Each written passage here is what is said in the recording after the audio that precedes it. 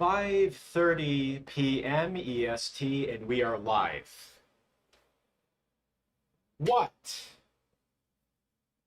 is going on, everybody? Lorenzo Volpentesta back with another live stream, continuing. Oh, actually, I have to change that in the program.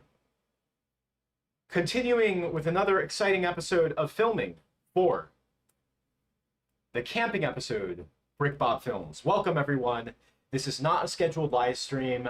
I had a bit of free time this evening, and I figured it would be a perfect day to get some work done on BrickBob Films. But how are we doing, everyone? Remember to drop a like. We're going to be filming today, having plenty of nerd discussions, as always. And once again, it's like, for some of our overseas audience members, people in different time zones, more people are able to join that typically are not able to join. Put my phone away. Ugh. Whenever I have like my phone tucked away, I'm like Mr. Peanut Butter when he goes into the movie theater and is like, if anyone's gonna need me, they're just gonna have to wait. Right when everyone needs his spaghetti strainers. Yeah. But anyway, how are we doing, everyone? Thanks for popping in. We are going to be filming right after the camping song takes place. Get my lights on just really quick. Let him warm up.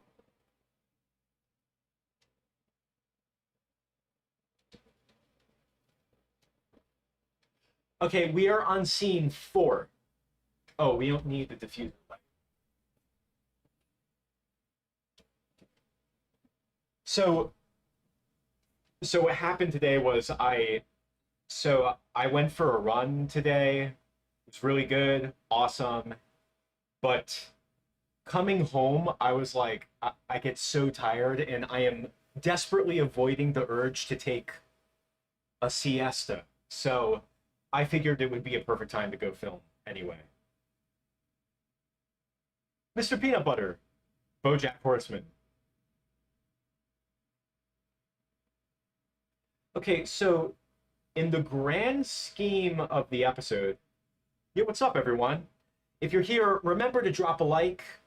Let's crush that YouTube algorithm and show them that we all love stop motion animation live streams.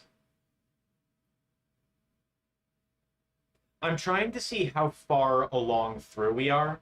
I think we're at like, we're gonna be at 6 minutes and 30 seconds.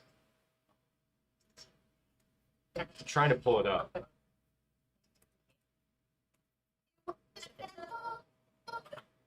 That wasn't that relaxing. Okay, we're at 6 minutes and 19 seconds out of 12 minutes and 50 seconds. So we're about halfway through, little bit less, because we do have to film the sea bear, and the sea bear is going to be filmed separately and composited in post. Yeah, it's what we gotta do. What's up, everyone? All right, we got a lot of people already, so I'm gonna turn off the light and we're gonna do our ritual. Okay, so just to get into it, without further ado, there's the light. This is BrickBob Films, the camping episode, day 6.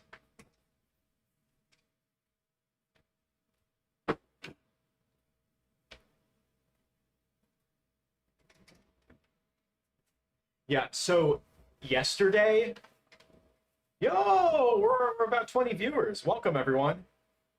Remember to drop a like. If you're here from BrickBob Films, let me know in the chat. There should be a community post that just went live about 5 minutes ago.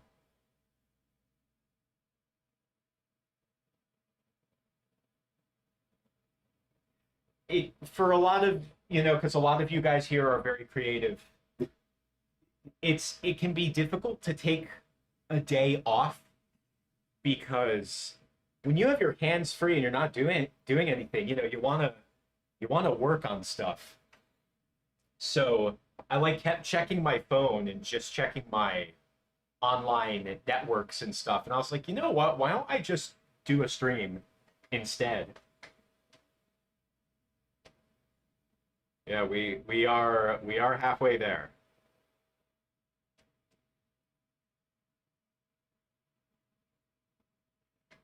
Is that not the truth? You guys are all recurring characters in this video. Shoot, I'm trying to remember. This is the first. This is going to be the first shot,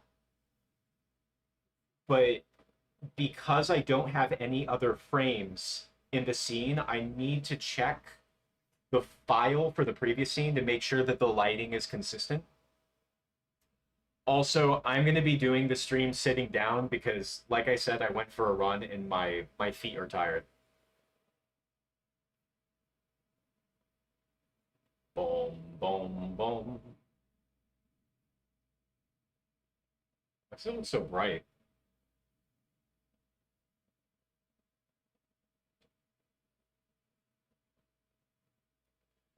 Take a little test shot.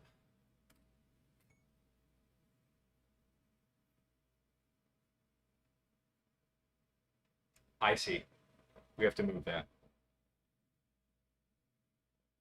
Yeah, so like yesterday was a super relaxing day. That was sort of like my day off.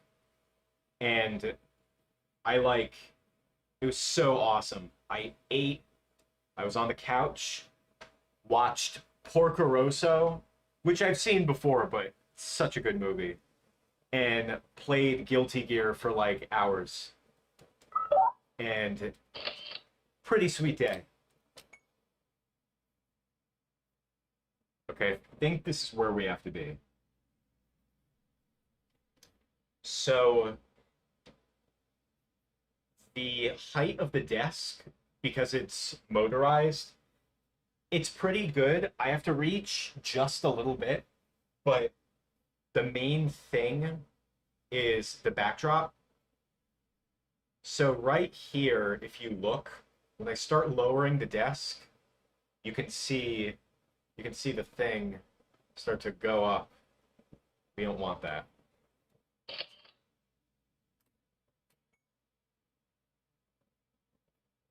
You guys will come to know that I have a hard time taking leisure time. Like, I think it's because I sleep in my office, what is essentially my office. I'm gonna turn off the light because we can't have it bouncing onto the set. Shrouded in darkness. I feel like I'm getting a little bit too much of my closet in a way. I might just angle us down just a little bit. But anyway, you guys can see the software, you guys can see everything. Let's just get right to it. I'm going to be starting the work clock right now.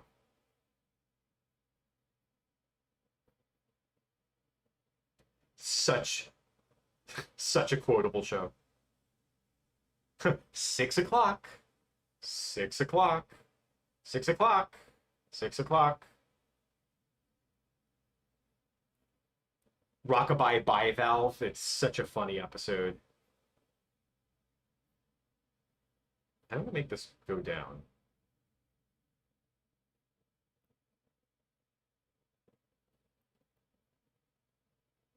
You got that right.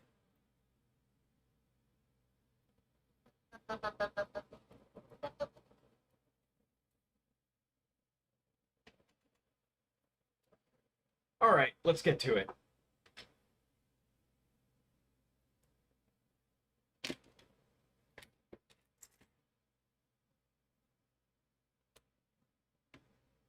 Okay, so right now, for a point of reference, We are just after the campfire song sequence ends, and now we're getting back to the dialogue. So they're just about to start talking about the sea bear. So we're about to have that tonal shift in the episode. But because the campfire song is now over, I'm going to have Patrick actually move. I'm going to have Patrick move to this side with SpongeBob.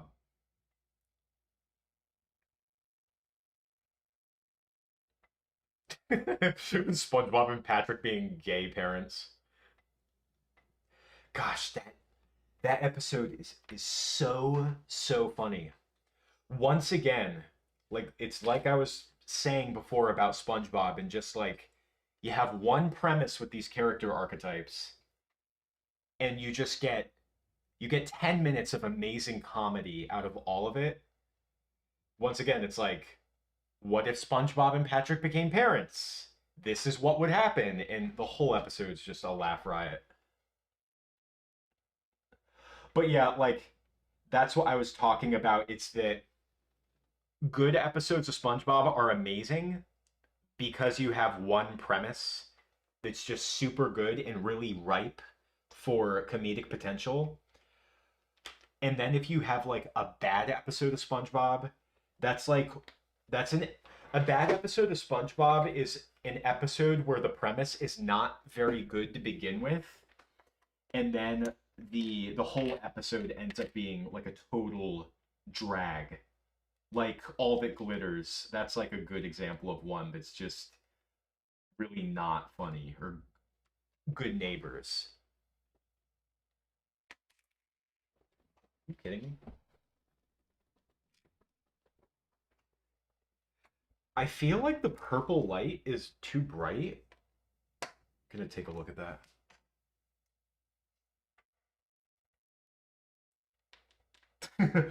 If I were a mom, this would be kind of shocking.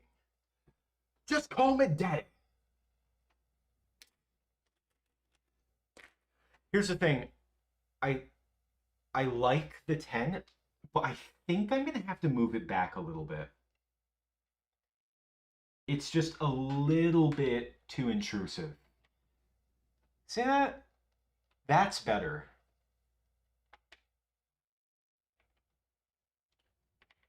Because otherwise it's gonna get in the way.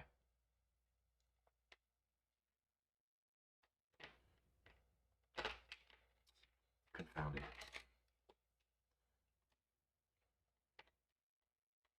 This tent is basically being held together with chewing gum. For those of you who don't know, not actual chewing gum. I just clay. But if it were chewing gum, it would be no different.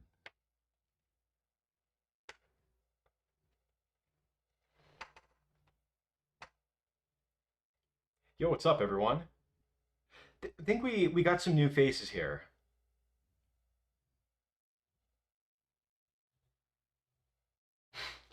That is a heck of a shirt.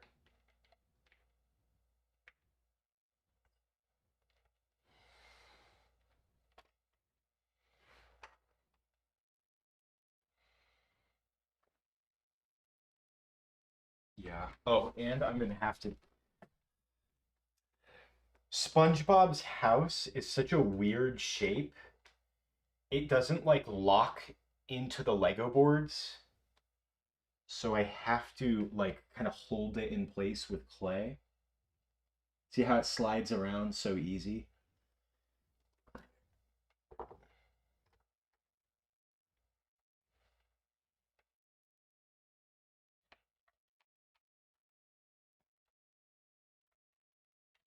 Look at that. Ugh. Get that out. That. There we are.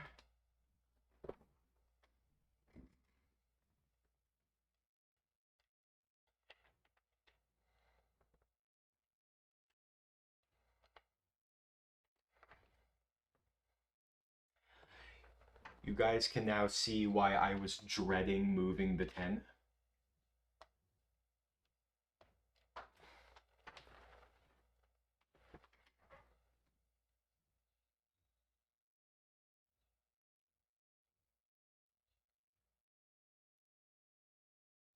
I agree. And it's great. I'm with Stupid is not a good episode. Well, like it's a good example where the episode premise itself is like it's like a bizarrely mean-spirited episode. You know what I mean? I think I have it set to the wrong color. I think that's why everything is looking razor sharp pink. But yeah, that's I'm with Stupid is like it's a really bizarrely mean-spirited episode. That's I would say that's one of the like the worst pre-movie episodes. And it's a good example of like yeah, not a really great, not a very deep well for jokes without just getting like very mean and then it just ends up becoming very mean. I think I have it set to the blue light. Yeah, that's it.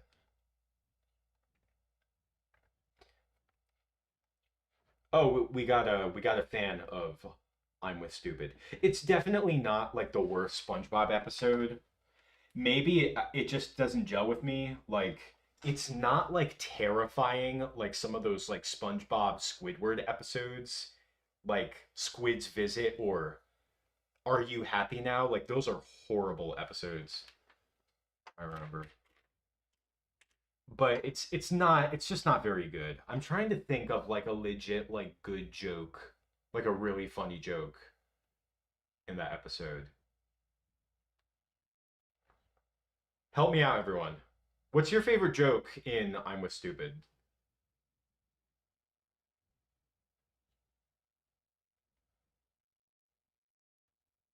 It's like a rod in your heart. Is that not the truth? The they've been standing outside my house saying, "Where's Patrick?" all day. It's driving me nuts. My favorite part in I'm with Stupid is when you finally see Patrick's real parents and they're like all cute and they actually look like Patrick. I don't know, the imposter parents are kind of like they're kind of like I'm trying to think of what the word is. They're not like very pleasant looking. Why are we zoomed in? Oh, look at how beautiful this is. That blue in the back.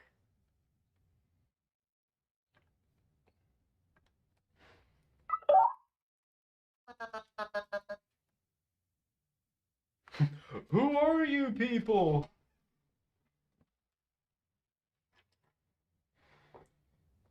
Ripped Pants is a good episode. It's funny because like in Ripped Pants, Larry the Lobster is supposed to be like this very like bully type character. Like he is like an antagonist a bit, but he does it in like a very like likable way. Like he's not like a huge jerk.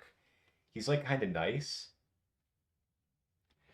Larry the Lobster is like an interesting spin on like a typical like bullyish character. He's like he's lovable, you know?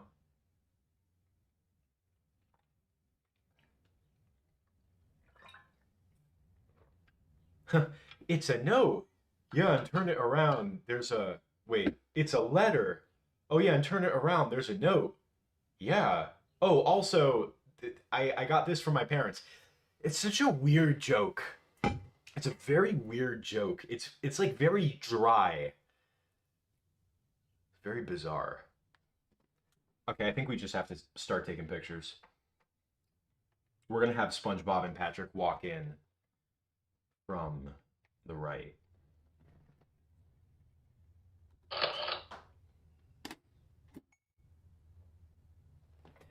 Yeah, well put about the villain. Like Larry's just kind of there, just being Larry. But yeah, SpongeBob has to like overcome his own insecurity. Also, yes, ripped pants is like a banger. That's like that's a good example of early SpongeBob because that's like one of the first episodes of SpongeBob. That's a good example of the show going above and beyond what its premise suggests.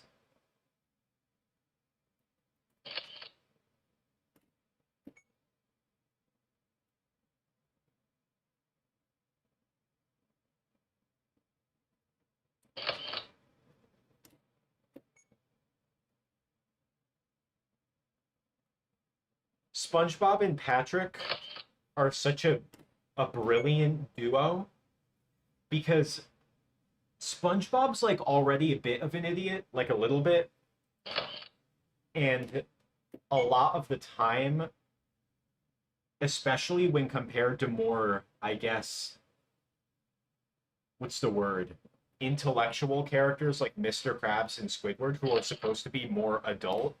Like SpongeBob is usually supposed to be the dumb one, but Patrick, I think Patrick is so great because what Patrick serves functionally for the writers is sometimes you need SpongeBob to be the smarter one, you know?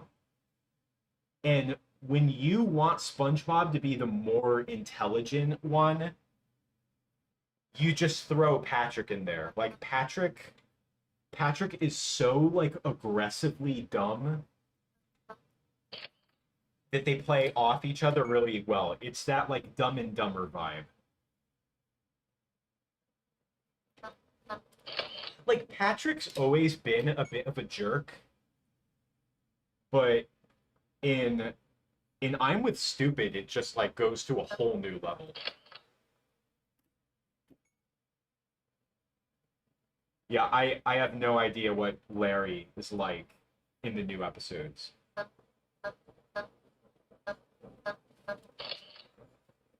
Yo, what's up, man? Never seen you here before.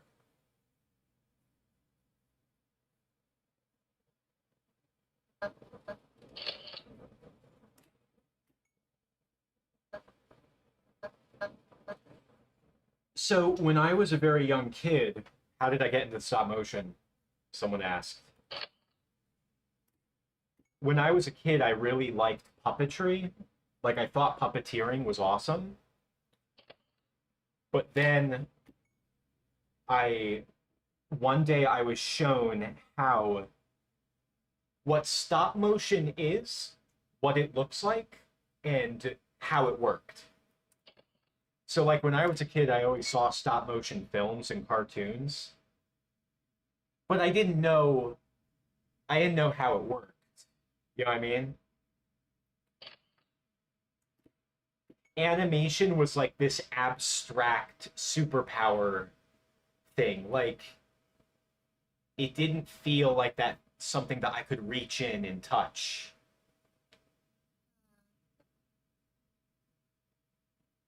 It was,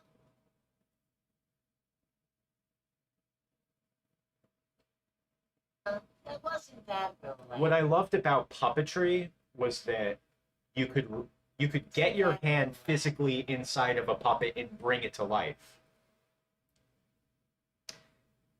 And what I loved about stop motion animation, because ever since I was a little kid, I loved playing with toys and I loved making stuff with clay. Always. I've always been engaging with all of these mediums.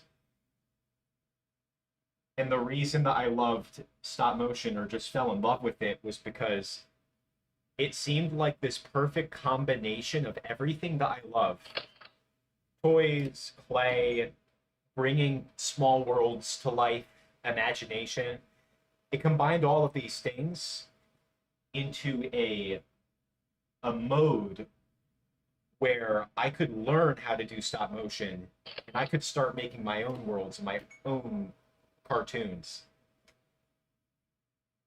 Because I also grew up with 3D, like computer generated animation like Pixar and tons of Disney movies, but when I was like even today, I can't watch like a 2D Disney movie or a CG Pixar movie and feel like I could reach in and touch it. Like it's it's abstract.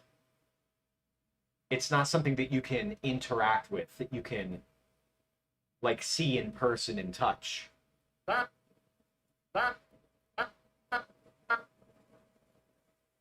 With stop motion, you can do that. If you peel back the layers of computer generated animation, you're gonna see like gray 3D models with wireframes on them in a computer. With stop motion, you can actually grab this stuff and move it and bring it to life on your own.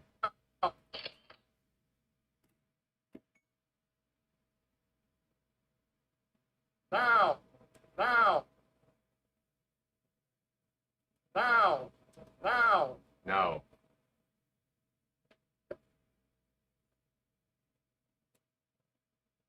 Now.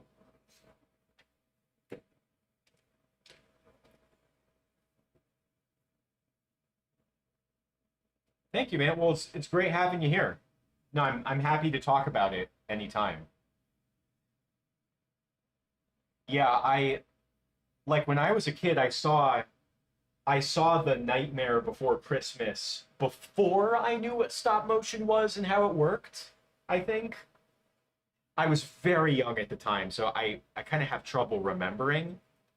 But then one day, I was shown by a couple who made their own stop motion film. Like they showed me a film that they made, they showed me their puppets and stuff, everything that they used in the film.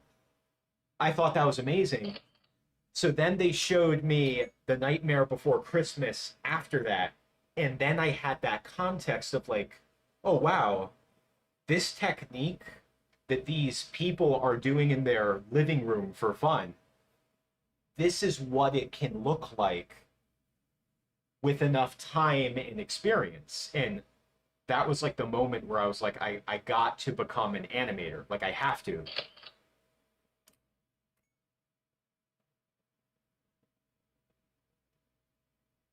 Did I enjoy making the episodes in Lego form? Absolutely. I I started the channel for fun. Keep in mind that the first episodes of BrickBob films that I ever made, those were that was before the YouTube channel even existed. I think I made about 5 or 6 episodes before even considering making a YouTube channel. Oh, I need the clarinet.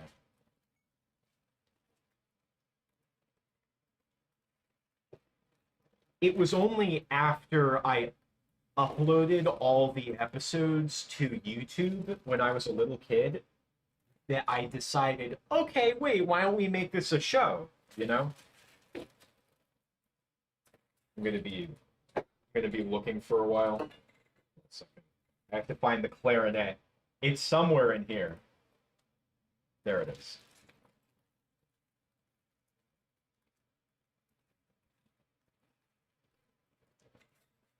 What's going on, everyone? We got a lot of viewers. We have people that we don't normally see. Welcome, everyone. Feel free to talk in the chat. We we have a lot of very fun conversations in here. So it's just a place for people to hang out. Drop a like.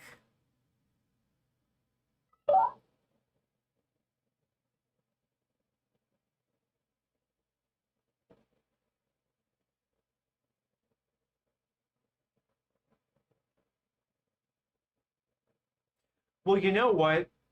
Uh, about stop motion, like compared to CG or cell animation,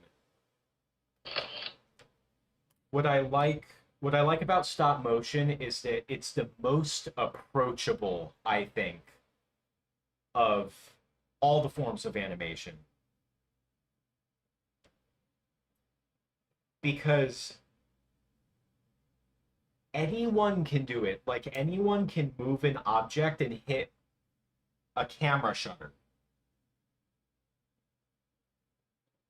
And the results, as you can see in the age of digital media, are instantaneous. So like take this for example. I took two pictures and I can already see what's going on. There is that kinetic pleasure of taking pictures, just two, and already you can see a movement taking place. Dun, dun, dun, dun, dun, dun, dun, dun, dun.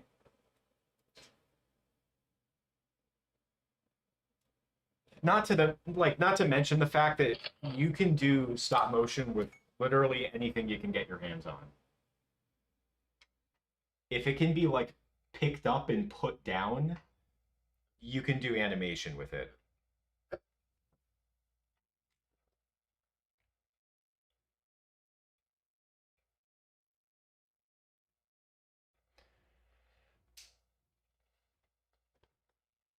What is one thing that a fellow animator should know when starting out?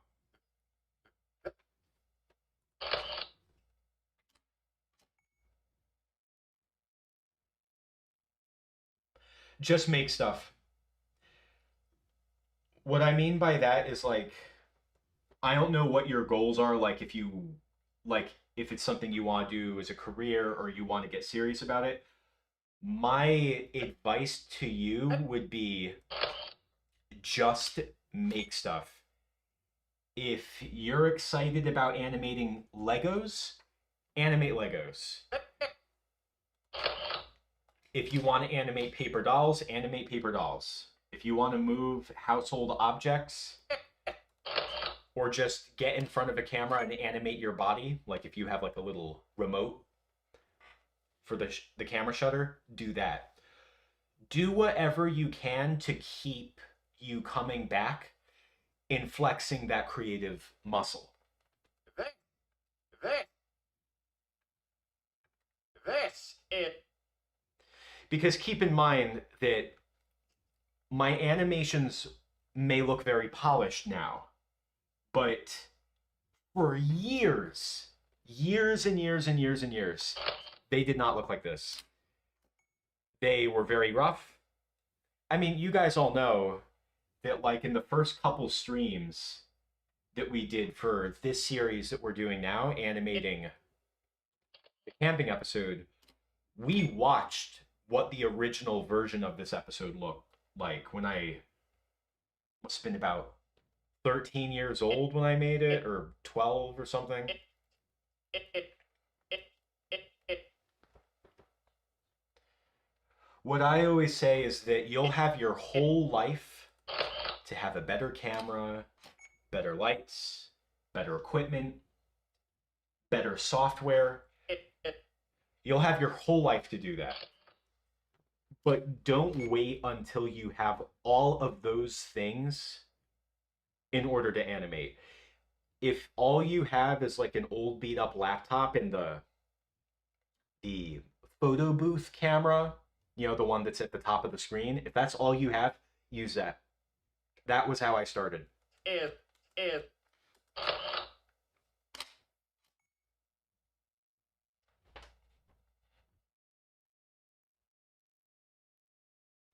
Well, here's the thing. It's like, so someone just said, great.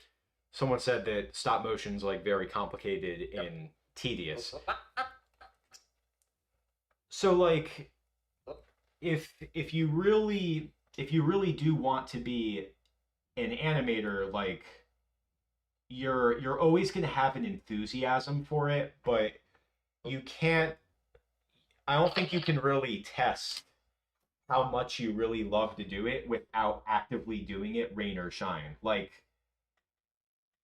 you're not like only going to be a good animator or only love doing animation if you have the right camera, you have the right computer, you have the right software. Like don't wait for that.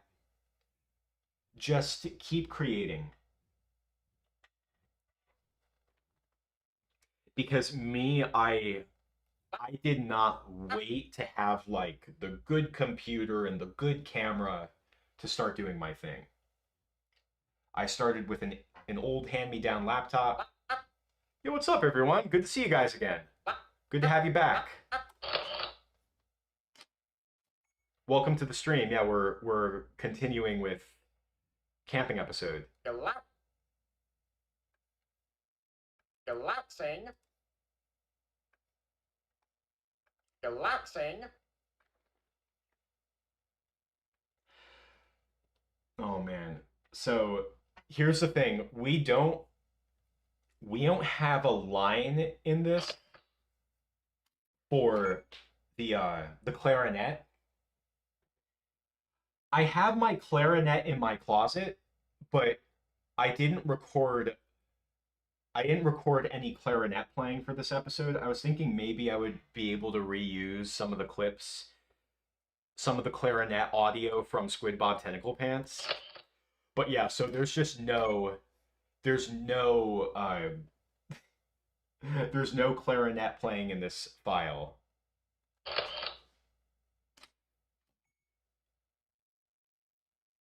Maybe I'll record some clarinet for this like later, but I'm just like, oh.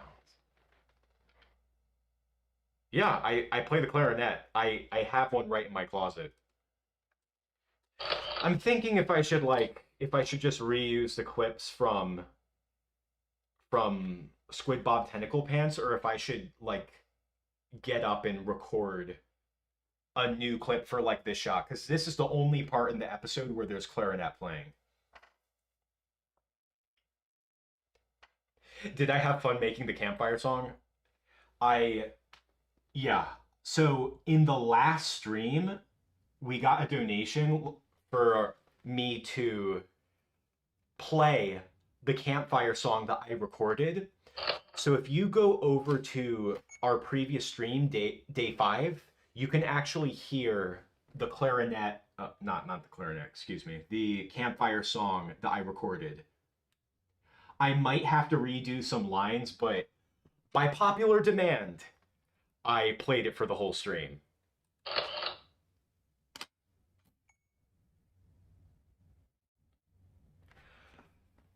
Yeah, that is some of the best things come from limitations. That is definitely the truth. See what in I made this said in the chat. Some of the best things come from the limitations. That's very, very true. When you're working with constraints, constraints lead to creativity.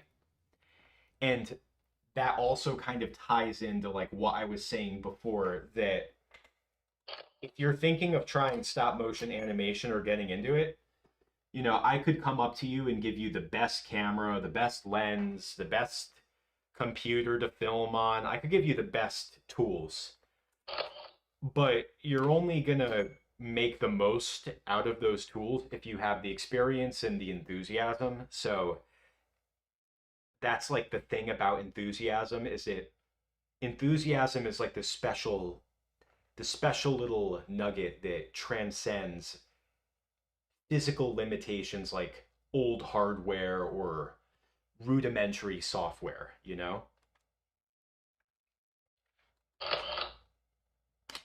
Me giving you the best equipment or someone else giving you the best possible camera or computer on earth isn't going to make you more enthusiastic about making animation.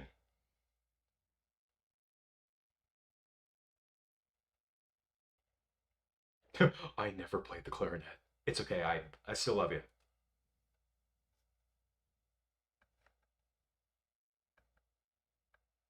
Maybe I'll just move him a little bit.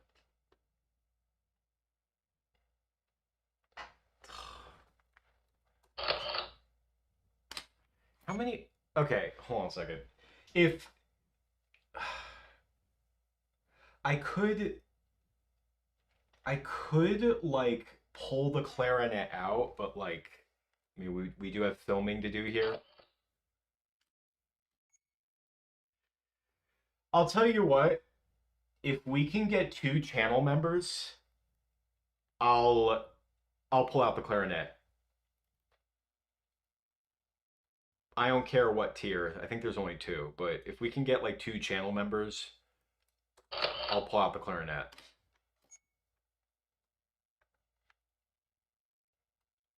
Give you guys a little concert.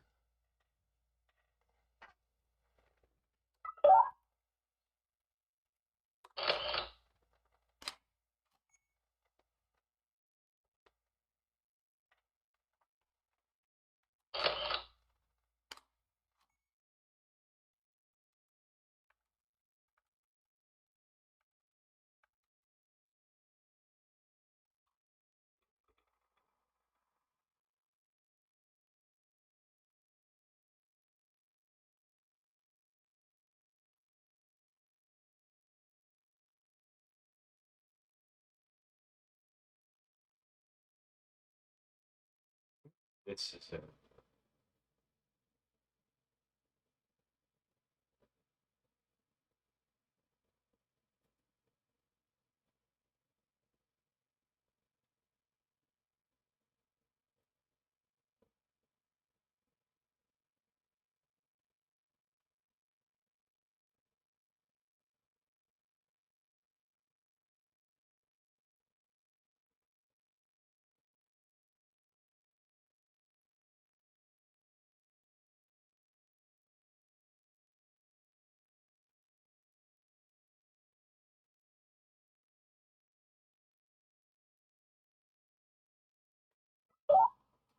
What character do I hang out with? Um, hmm. What SpongeBob character would I hang out with? Probably Plankton.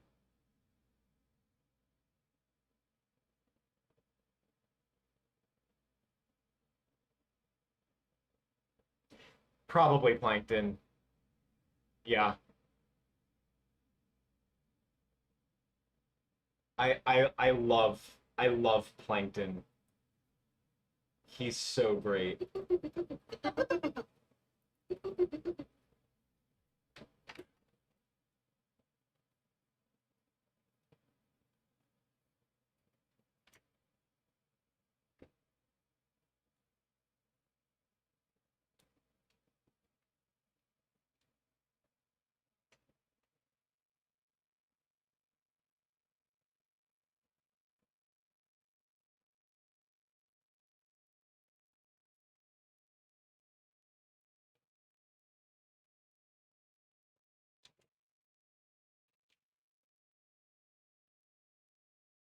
Flat seems chill.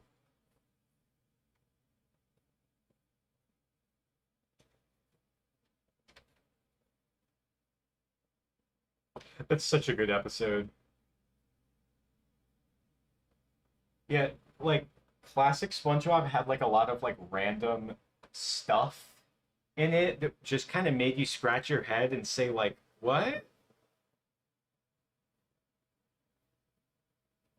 I'm thinking of that scene when Flax is like, "Yo, I mean it." And SpongeBob still doubts him and then Flax just rips off his chest hair and it says, "I mean it." I guess it was supposed to be a tattoo. It's just clicking with me that it might have been a tattoo, but I remember seeing that and being like, "What? Why is that there?" Yeah, hey Mario. The guy whose marshmallows SpongeBob borrowed and ripped pants. Okay, wait, so we're getting that obscure? I would have to give it more thought.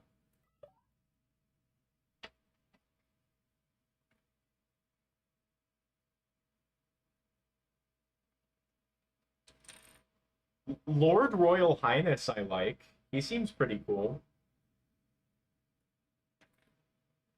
I could picture me like going to Atlantis with the Lord Royal Highness, and he has a whole room dedicated to stop motion animation, where I just I'll jump into the room and like singing my own song about like making animated films, and there's like all these other Atlanteans there. They are also enthusiastic about stop motion, and then we could just make films together.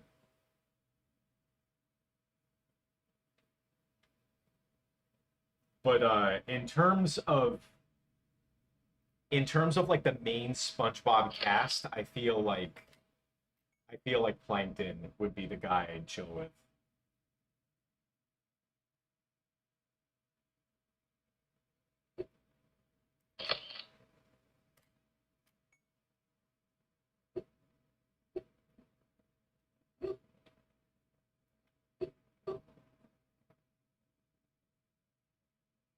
Wait, guys, I have a question for you guys. Did have any of you guys noticed that SpongeBob's voice is like lower now?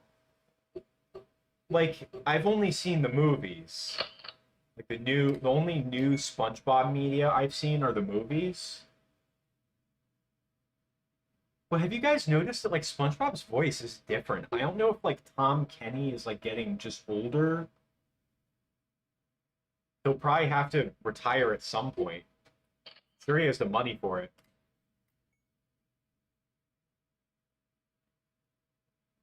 But like, yeah, SpongeBob's voice sounds older. Really weird.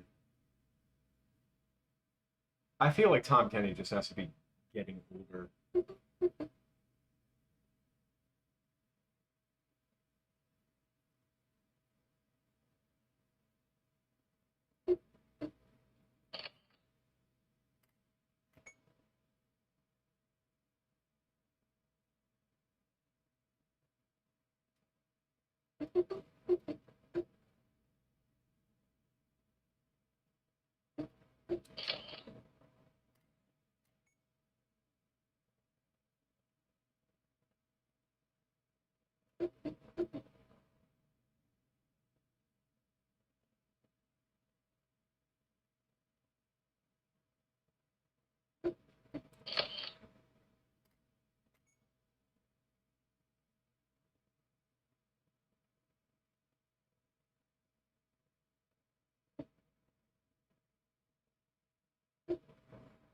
Yeah, it's sad because like I'll hear Tom Kenny voicing SpongeBob, or I'll just listen to SpongeBob's voice in the new movies, and SpongeBob just sounds different.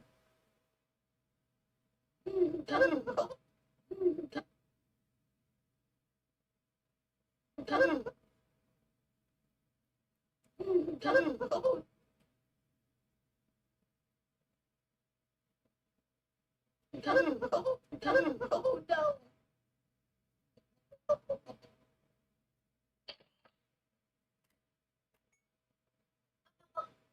trying to think how I'm gonna launch the marshmallow into Squidward's mouth.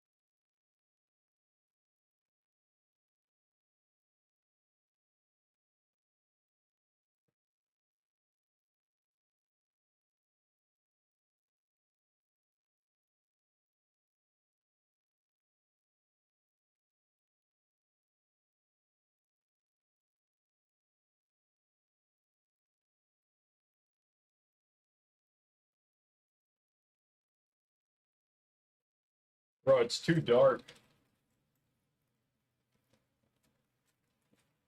I just need like a little hand cannon. There we go.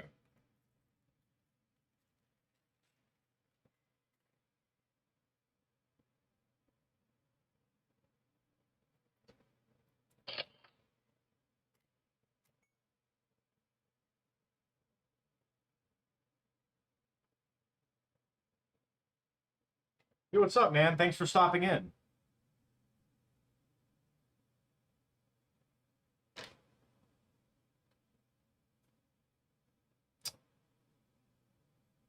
Um, have I considered making my own original series with my Lego SpongeBob figures?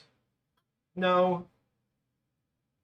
So like when I started BrickBob Films, there were a lot of Lego SpongeBob themed channels that did have their own original series.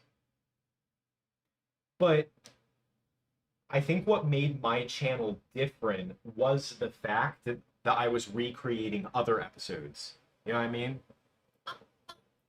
And really, if I were to put in all the work to write my own original stories and animate them and produce them, I would rather just do it with my own original characters. You know what I mean? Because since I'm doing since I'm doing SpongeBob episodes, it ties into the fact that SpongeBob is a brand that people know and are aware of. So I have the audience built in there. I want to make my own original stuff, but I would rather put those resources and that effort into doing an original film. I would like to do a series, but unfortunately, like it's especially with stop motion animation, like that's a lot of work. Making a series that you can scale up is it's no easy feat.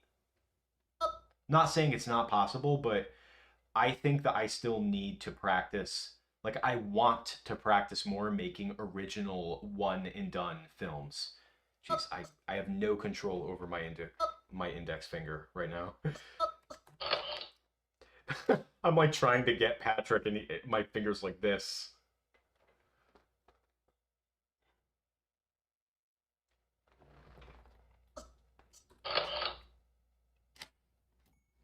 I'll sit. Oh, I'll sit. Oh, I'll sit.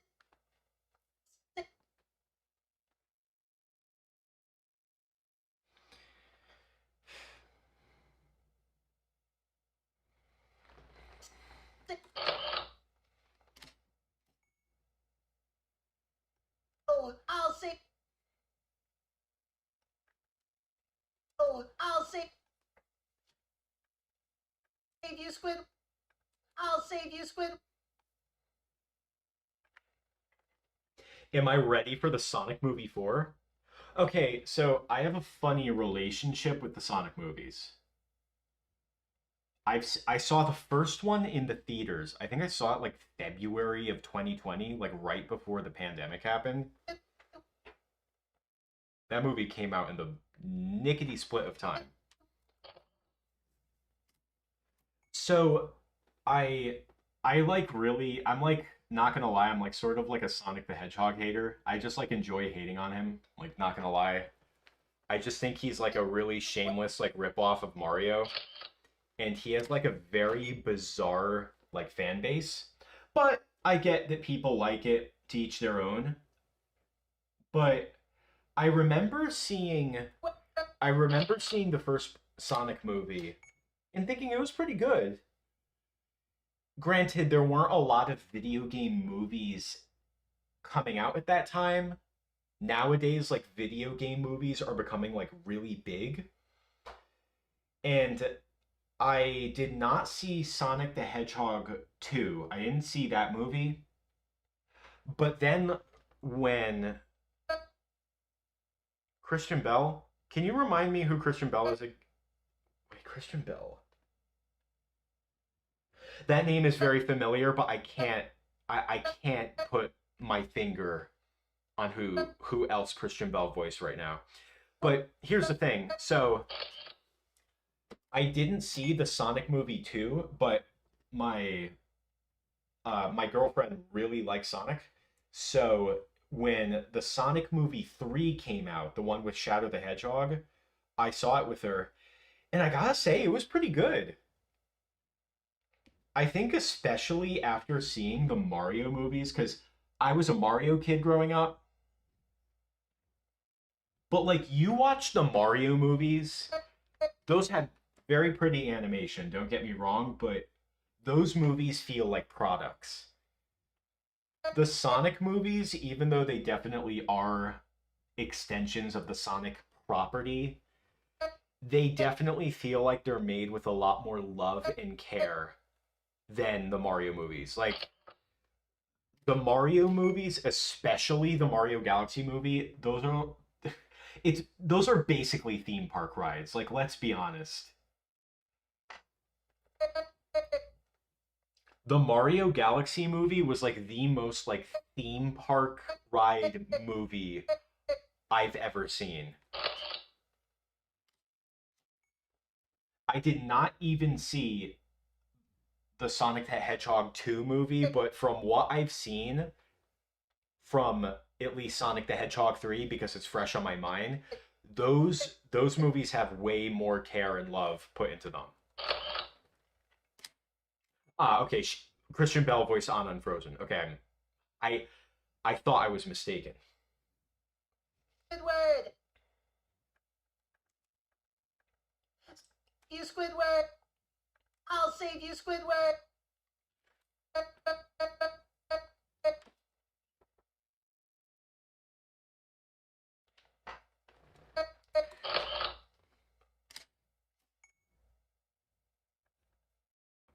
Squidward!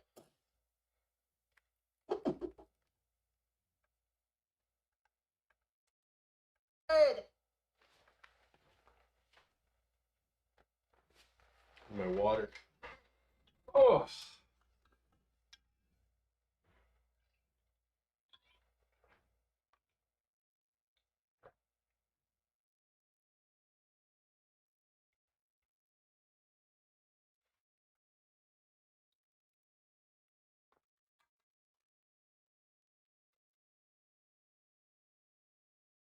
Yeah, no, the third Sonic movie was pretty good.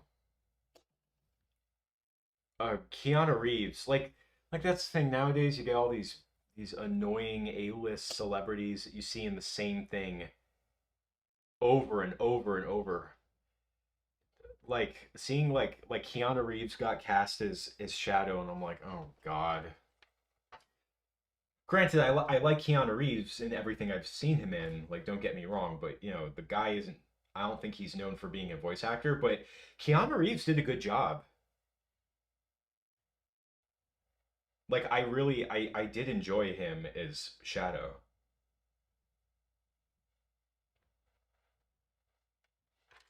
I have to get the clay out of SpongeBob's legs.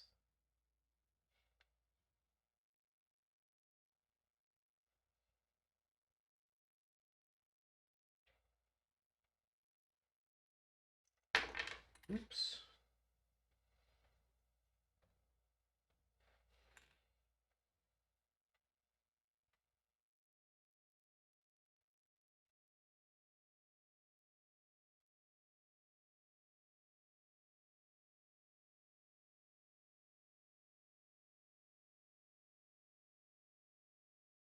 Yeah, well, Nintendo's like doing a weird thing, especially because like they're opening up Nintendo theme parks, like literal Nintendo theme parks. I don't know. Nintendo's like I get that they're like a really like they have a lot of nostalgia for them, but they're definitely like a really corporate company, you know, making movies of everything. Their films are made by Illumination, owned by Universal, making the Universal theme parks. I can definitely see, I mean, we can all see that Nintendo is doing this huge, like, they're creating this very large Disney esque ecosystem for them as a brand and their products. The video games, the movies, the theme parks, just all of these different, very expensive points of contact for consumers. But after the Nintendo Switch, I was like, yeah, I'm not gonna get a Switch 2. I think the Nintendo Switch 2017 was my last Nintendo console, which sucks because, I was a Nintendo kid growing up. I didn't have Xbox, I didn't have PlayStation. I love Nintendo. It was a big part of my childhood, but Nintendo's just so blatantly like overpriced, and the quality of their products are disproportionate to the cost of admittance. And there's a lot of just anti-consumer practices, and I'm just like, yeah, nope.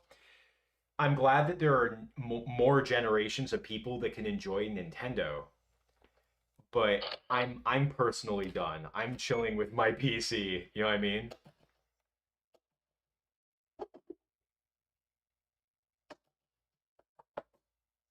Wait, what the heck is this audio?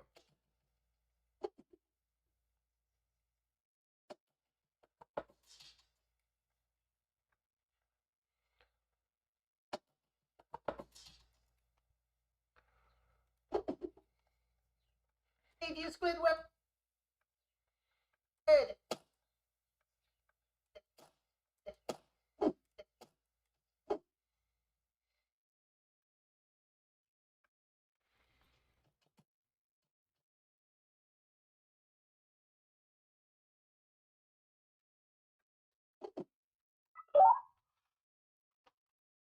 No, the Sea Bear is not ready. We haven't worked on that yet. It's going to be in its own stream.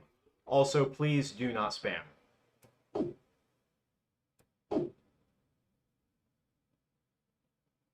Yeah, guys, the Sea Bear is going to be made in its own stream. So I actually did order an overhead rig for my camera. It actually came like really, really quick. I ordered it from B&H. So filming for the Sea Bear is going to be like a test run, but I think we'll be good.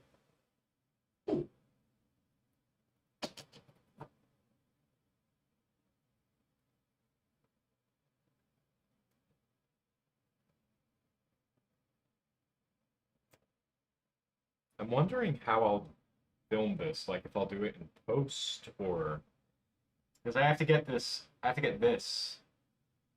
to marshmallow to kind of go in. Take it easy. Thanks for stopping in.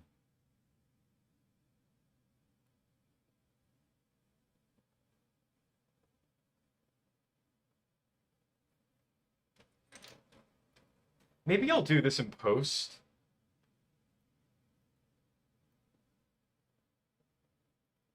Like the marshmallow like hitting the clarinet.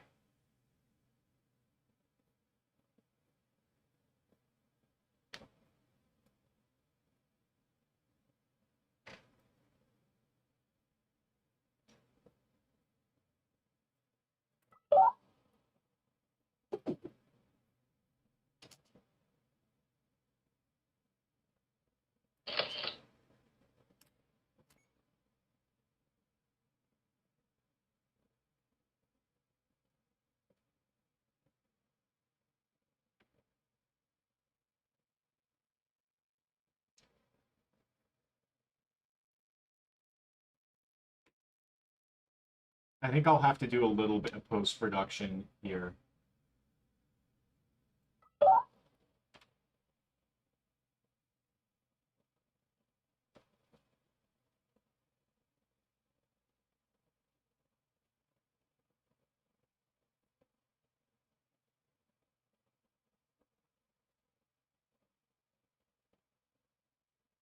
Like The Legend of Zelda, I think could be a really fun like the world of Zelda could be a potentially very fun setting for like an 80s fantasy film. Like I'm sure it could be, but I'm really not getting my hopes up. I really don't think that Nintendo being who they are and how they're handling their movies so far, I really don't think that they're going to make something that worthwhile. Is it going to be animated or is it going to be live action? Because if it's, I mean, already if it's animated, you know that they're gonna get like I don't know, Pedro Pascal or like Billie Eilish. What's her name? Like the Sabrina Carpenter. They're gonna get some like annoying actress to play Zelda, and they'll probably get Tom Holland to play Link.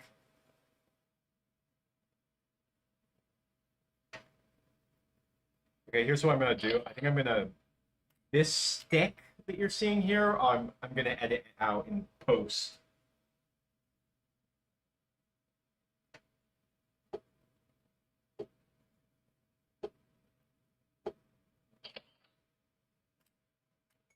So you can see that there's a shadow here. So I think we're gonna have to do a little bit of like tricky editing for like I'm gonna have to hold on a second. I'll explain it after. It's gonna require a little bit of movie magic.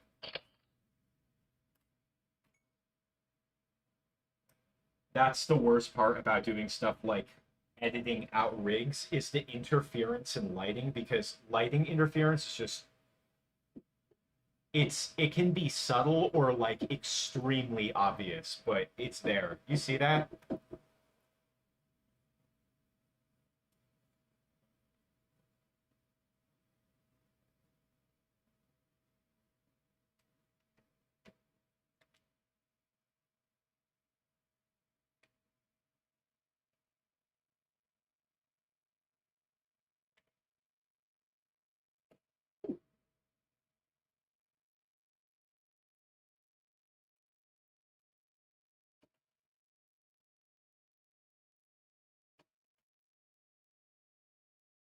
Zelda was a franchise I didn't play growing up. I've only really played the original NES one. I tried playing, what was it? A Link to the Past because I heard it was really good, and I couldn't get into it. I'll probably play through it someday, but it wasn't hooking me, and I got stuck and I didn't come back to it. I have not given up on Zelda yet though. It looks like a very creatively rich series, like it really does, but I feel that I'll properly get into Zelda when it's the right time, when I need it the most.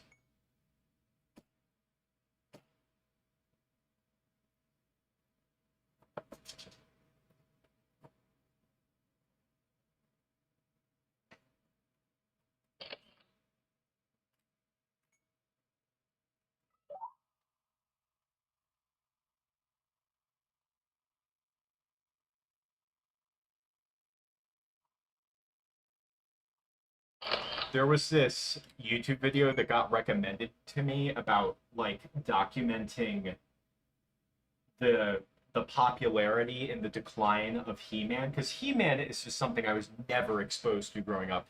That was before my time. The only He-Man exposure I ever had was like in the odd Robot Chicken episode references.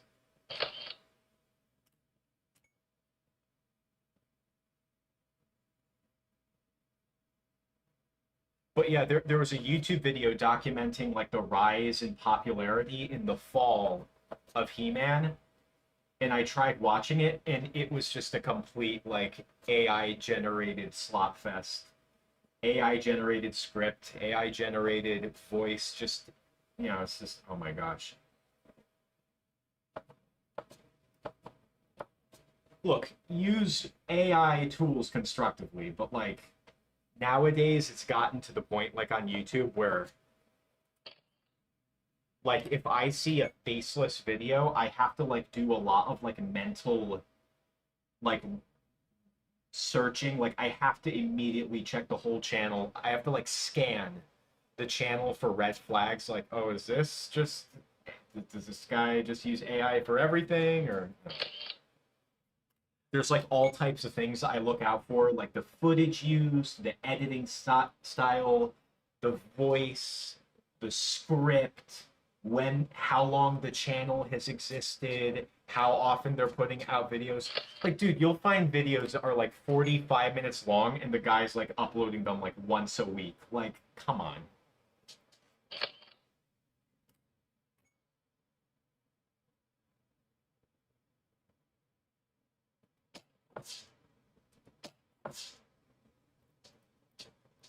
I, uh, I'll probably like just out of dumb curiosity watch the new live action He-Man movie that came out recently, purely because, like, for those of you who don't know, the CEO of Leica Studios,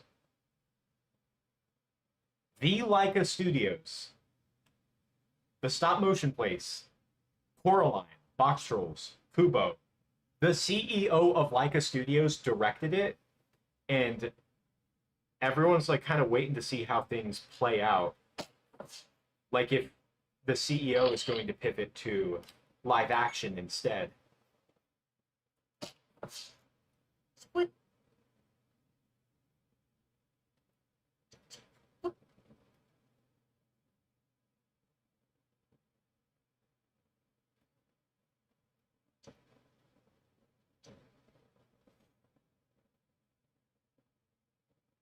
Hey, welcome, man. Thanks for joining the stream. It's good to have you here.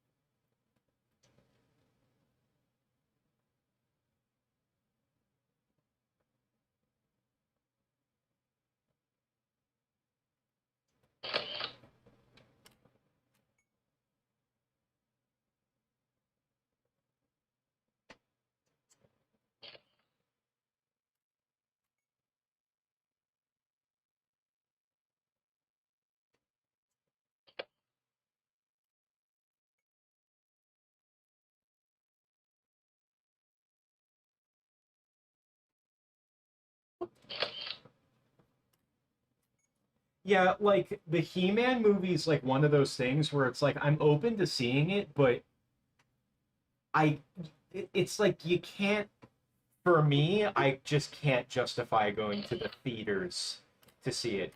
Movie theater tickets can be so expensive and just everything about the experience is expensive. You know, a movie ticket like my AMC, because where I live we have AMCs, movie ticket can cost like just about $20. You know, you're gonna want to get snacks too. Well, screwed everything up. Squid. Squid. Yep, I knocked it over and I moved Squidward. This isn't. I don't think this is funnier. If Squidward moves, it's not as funny. He fell over. That's my fault. Squidward, are you? Squidward, are you? I think I'm just gonna have to do a cut here. I don't want to be moving Squidward around back to his original position. It's not worth it. Squidward.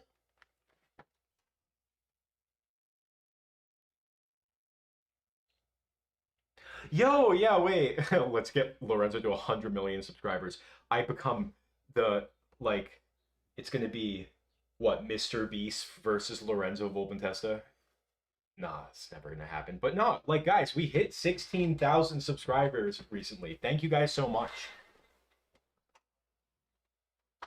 Yeah, no, guys, subscribe if you haven't. Well, actually, if you guys are chatting, you should already be subscribed. But Chili Tea, I mean, I if I ever met the guy in real life, calling him Chili Tea, I do not personally, if I were him, I would not want to be called Chili Tea. I tried looking up Chili Tea like music on YouTube Music and I like you can't even find it. Like I don't think anyone's paying for it to like stay up on these platforms. Granted, I don't really know anything at all about music distribution, but no, I would not call him Chili Tea to his face. That would be like if someone came up to me and was like, "Oh, it's Clay Kremling." I'm like, "Ooh." No, I'm kidding. I'm kidding. If someone called me Clay Kremling, I'd be like, "Yeah, that was a weird chapter of my life, but thank you. You've been around for a while anyway, right?" It's okay. I get people calling me Clay Kremling a lot. It's chill.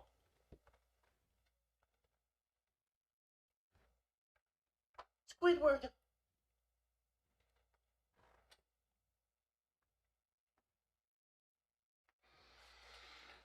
I like how Squidward just looks dead and like he's in rigor mortis. He's just stiff.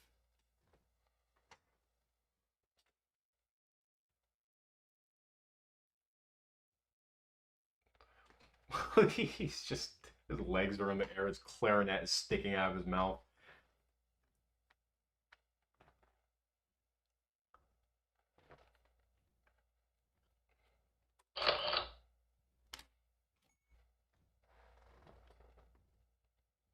Yo, welcome to the stream. Pop on in. We're having our nerd discussions as always. Yeah, I was talking about the movie theaters and like the He-Man movie came out. And it's like the He-Man movie, it's like that's like a perfect example of like a modern movie where it's like you kind of see that it's coming out and you're like, oh, that's kind of interesting, I guess. Yeah, that's cool. But like that's not a strong enough response for me to pay for an expensive movie ticket and go to the movies. Like, you know?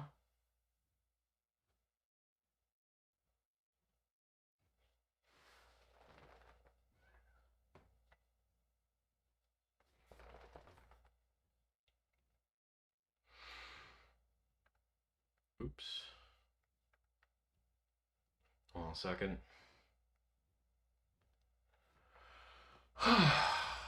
Let's see.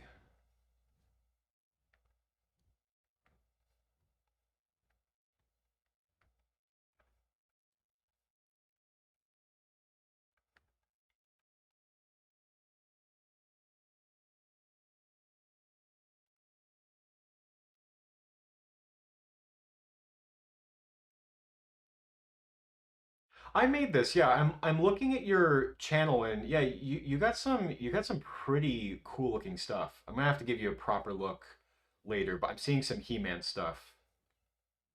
Skeletor. But no, I see you here all the time. Thanks for coming in. I'm pretty weird where it's like I'm connected with people who are in stop motion like online, but I try to be pretty I try to avoid using the internet like because it already absorbs you so much and like I'm already addicted to my phone. Like we're all addicted to our devices and I am no exception, but I try to minimize the amount of time I spend glued to my phone every day. Hurry, hurry, hurry, Okay, that cut wasn't too bad. hurry, hurry. I don't like how the clarinet is in his face, so I'm gonna. It's only for a second. I think I'll just have to bite the bullet. Only for a second.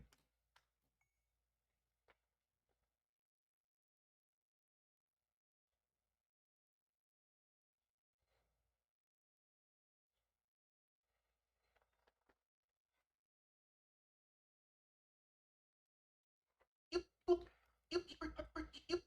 What the heck is that? You guys. It's like a little thing. I don't know what that is in the back. Oh, then you look at the actual photos, nothing shows up. Never mind.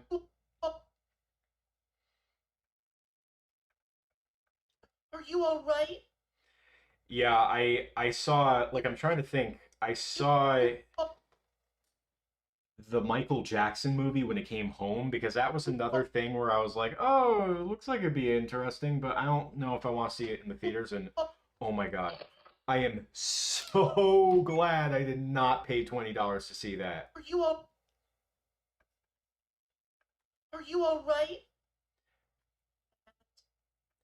I think I gotta tell you guys, I I think one of the worst things about modern movie theaters, like one of the worst things, is going to a modern movie, like, or going to a movie in the theaters and seeing like straight up TV commercials. I remember for the first 18 years of my life, you'd go to a movie, you'd sit down, and you would just see trailers for whatever was coming out. You'd see a few trailers, Then the movie would start.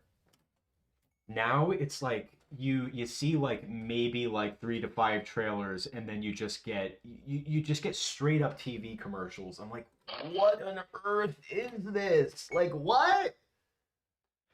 I just think it's crazy. Like imagine you already have to endure ads on TV, on YouTube, all these things, and you pay extra to subscription services so you don't have to see ads.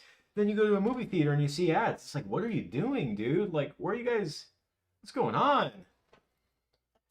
I just, oh, I can't. And then the movie starts like a half hour after its scheduled time.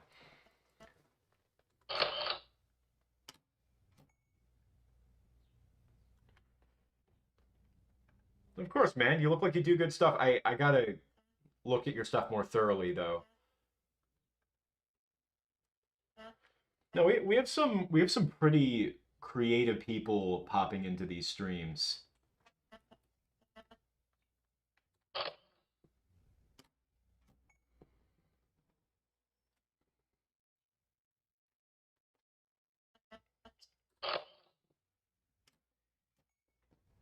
Yeah, I started out my clay animation projects like when I was a teenager by doing kind of self-contained music videos, sort of. Not like not traditional music videos commissioned by bands. I was just making them for fun, based on movies or pieces of media that had songs that I liked and thought would make a good, like, it would lend itself well to my clay animation.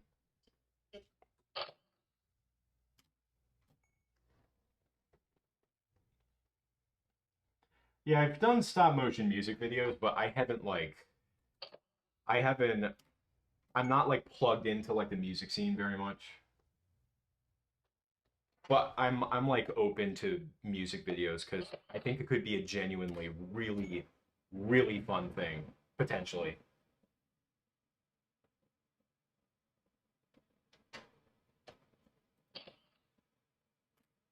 Hold on, I'm gonna pull up a couple clay animation music videos that I've seen that I personally really like. Just want to show you guys. These are like I love these. Let's add my screen. Yeah, yeah, yeah.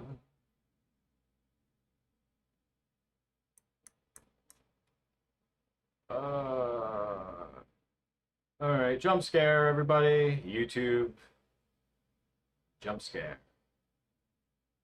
Just gonna show you guys for a second. Okay, there's two I want to show you guys.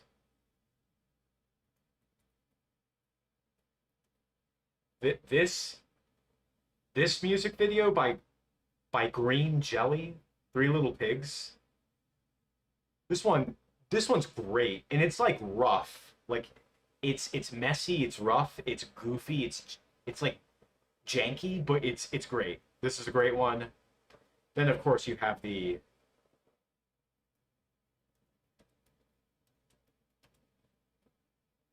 this is another great one. The Weird Al. I know people that love Weird Al. I never like got into him, but I am familiar with his work, and everything that I've seen of him has been great. But yeah, no, these were the two that I want to show you guys. Pull them up. It's good stuff. I want to make it go away.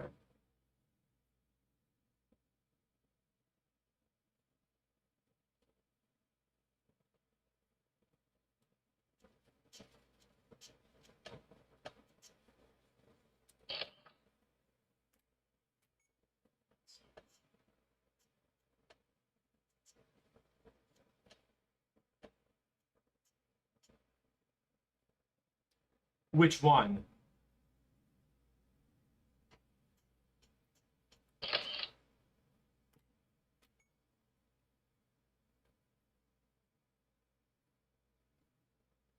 What I like about the Green Jelly Three Little Pigs one is that the characters are clearly like clay. Like they're clearly made from clay. In the Weird Al music video, there's a lot more like silicone puppets. There is clay, but a lot of silicone stuff.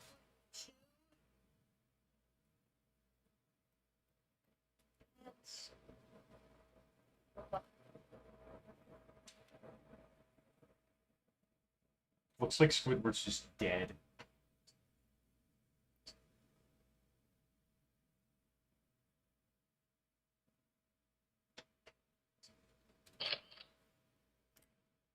I saw the little behind the scenes thing for the making of the Jurassic Park Weird Al video, and it's like Weird Al like rented out a suburban house in California and just turned the whole house into like an animation studio. And like you see all the animators at work, and I'm like, that is what I want to do. Like, oh my gosh. If I had like a whole house, I would just turn the whole place into an animation studio. No! What happened?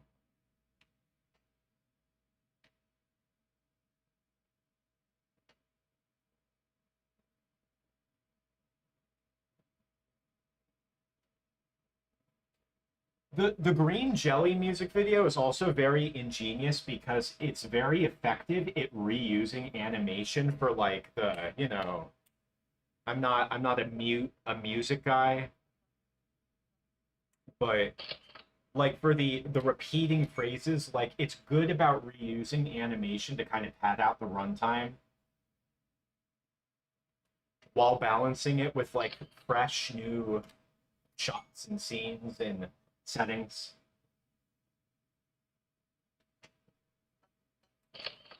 I'd love to make something like that, but for something like a music video, I'm probably just going to be waiting to get like contracted for it, you know?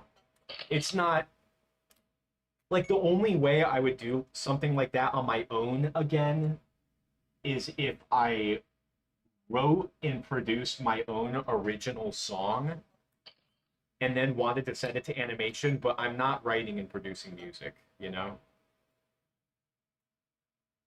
Like you've seen the stuff that Jack Stauber has done with his stop motion animation and his music. And I really wished I had that drive to make music. It would mesh so well with the animation, but I'm just not I don't have the passion for creating music, you know? It's just not it's not what I gravitate towards.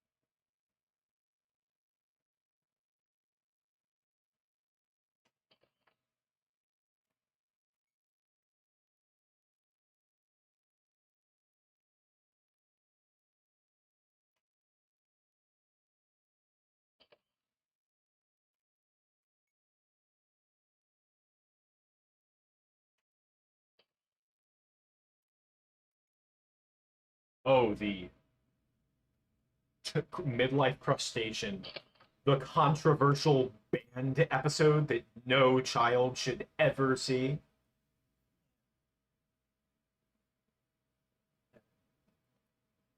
Yeah, I did hear that the episode Midlife Crustacean was like taken off the streaming platform. It's just Nickelodeon. It sounds like from what I heard that Nickelodeon like doesn't air it anymore and it's not on Paramount Plus because of the scene where they do the panty raid, and I'm just like, for heaven's sakes. SpongeBob has had way worse scenes. Like, let's get real.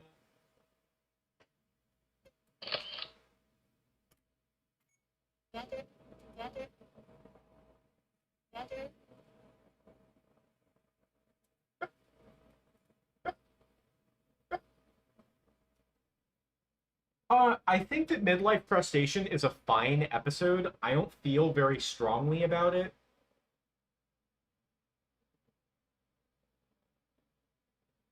I mean, it's just like I think about when they go out and they're just doing boring stuff together, like lame stuff, but I can't even remember what the beginning is like. I can't remember what the first 5 minutes are like.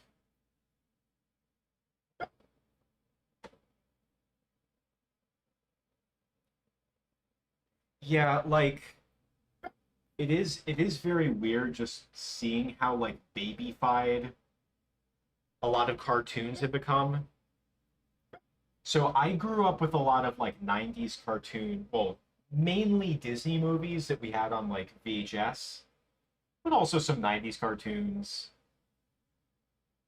But like seeing the stuff that kids my age grew up with coming out of the 90s and like what kids are growing up with now, it's like it's very, very like, ugh, I don't know, dude. Entertainment is really weird.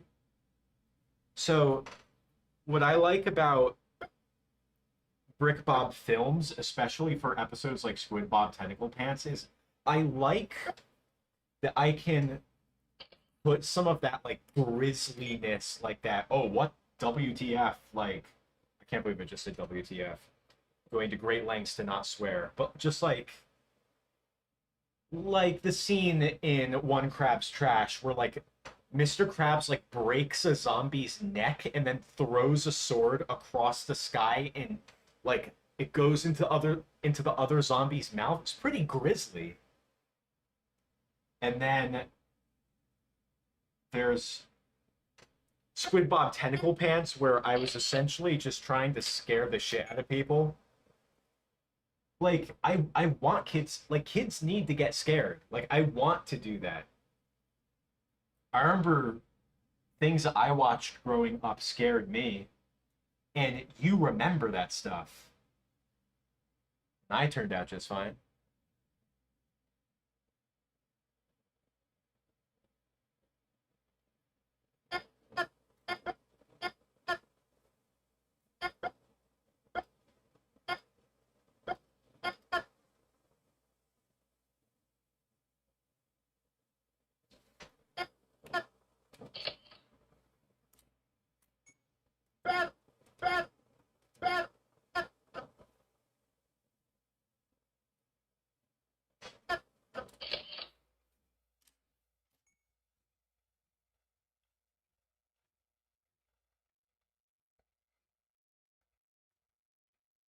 You were born 2005. Yeah, like you were like born like at the last year, like literally down to the last year that you could probably even have the slightest taste of like some of these things like DVDs, VHS tapes. And even then, when I was like, I'm trying to think how old. Well, because you know how it was. It was like VHS tapes and DVDs were the thing. But then there were a period of years where they were starting to be phased out, you know? Better, better, Better.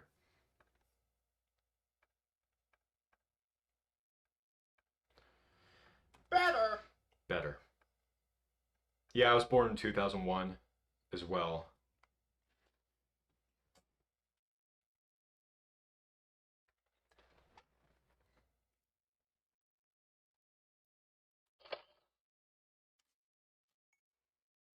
It's gonna happen. SpongeBob is gonna say the word. The sea bear. He's gonna say it. We're approaching it. Nah, I feel like I like grew up in the final years where you could, before the internet like kind of took over and ruined everything in technology. But that being said, technology also has done a lot of really good things, like allowed me to do precisely what I'm doing now, make animations, share them with you guys. I was just fine until So, taking the bad with the good. you launched Apple S. The junk. Fuck.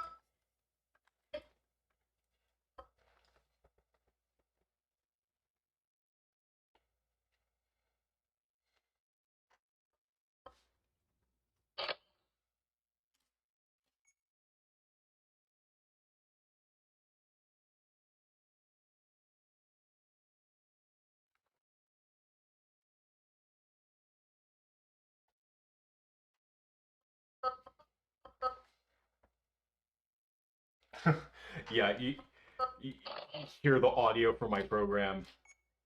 Be glad that I don't have the audio turned up, like, because right now I have the on deck, like the program audio turned off in my streaming encoder.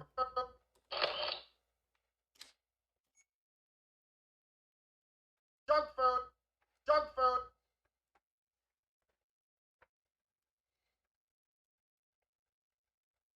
Into my junk food. Into my.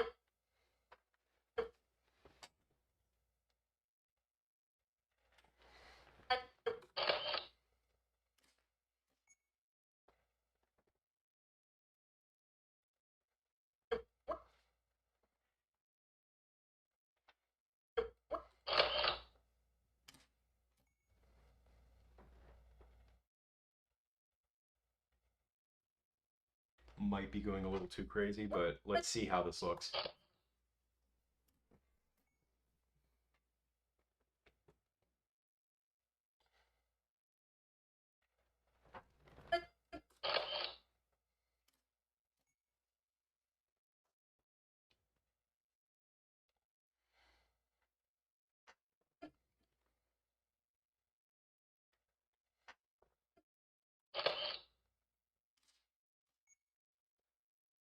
Yeah, this like reaching over that I'm doing right now is not super ideal.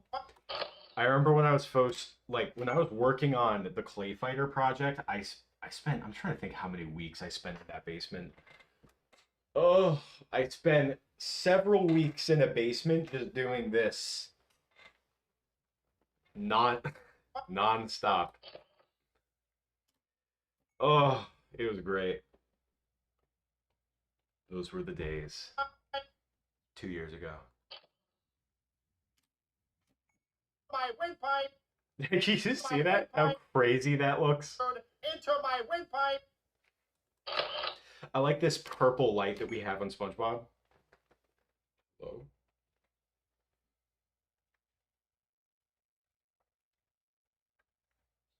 My windpipe.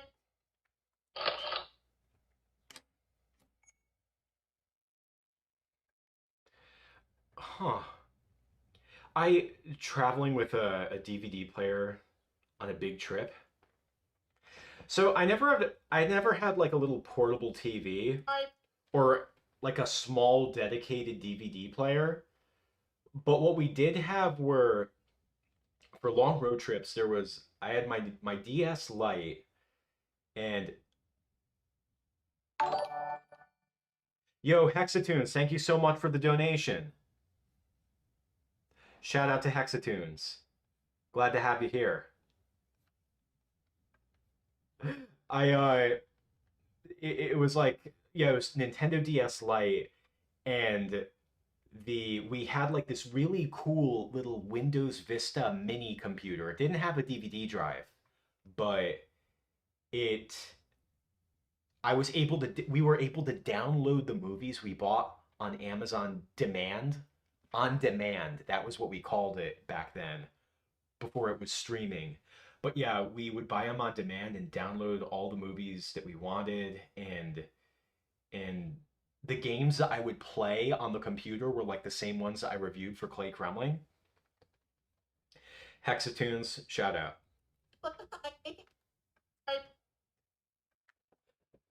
Yeah. Before, like, iPods and iPhones took off, every kid had a Nintendo DS. Those were so great. Because even though it was like a device, you know, there was a time for using it. You would use it for video games. You would use it for playing with friends, and it had so many features about it. Hexatune, thank you so much. Wait, hold on a second.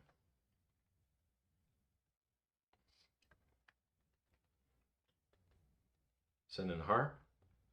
Sending one right back. But yeah, that's the thing. Like the Nintendo DS wasn't this all-encompassing everything device. It was, you know, you'd play video games with friends or for your own enjoyment, and then you'd get bored eventually, and you'd go on with your day. But what was so great about the DS was that even if your friend didn't have the same game, you could sit down next to each other and do download play. But I had to. It was so good.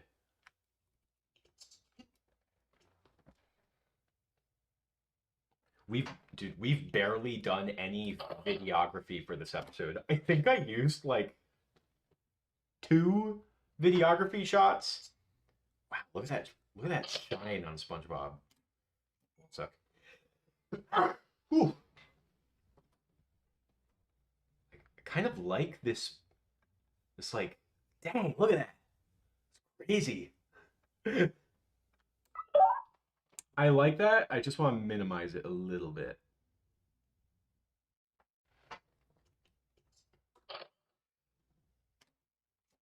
Yeah, it's just so crazy to think that these like digital forms of entertainment that I was engaging with other kids when we were growing up, there were limits to it. You like it's crazy to think that there was a time where kids would get together and be like, "Oh, let's watch a movie. What movie are we gonna watch?" You pick a movie, you watch it for an hour and a half, and then you're done and you go on and do something else. Nowadays, you can't even like no kid can watch a movie without using their phone. I can't even do that. It's too dangerous. It's too dangerous to. I love this lighting on SpongeBob. It's so moody. It's too dangerous to.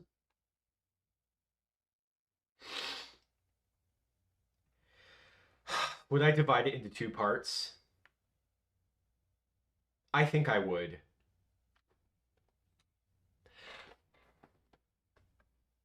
I think I would. To play the clarinet badly out in the wilderness.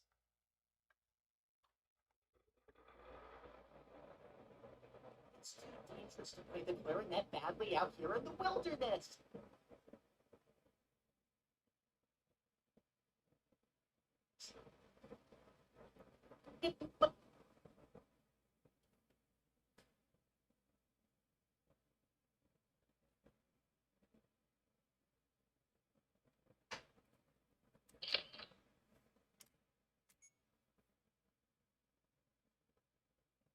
I've thought about like if I were to make the SpongeBob movie in Lego, what I would do for that, I think this would just make the most sense, is I would break it up into probably like 10 or 15-minute segments, like regular BrickBob film episode runtime.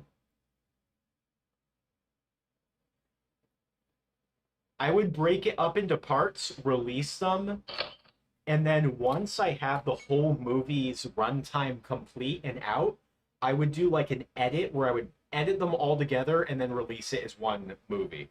It might attract. Because that way it's not like I'm vanishing and making everyone on the channel go without uploads period for the entire duration of the film.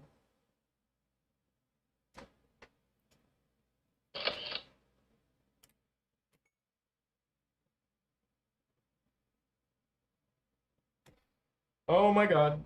Bumped into something.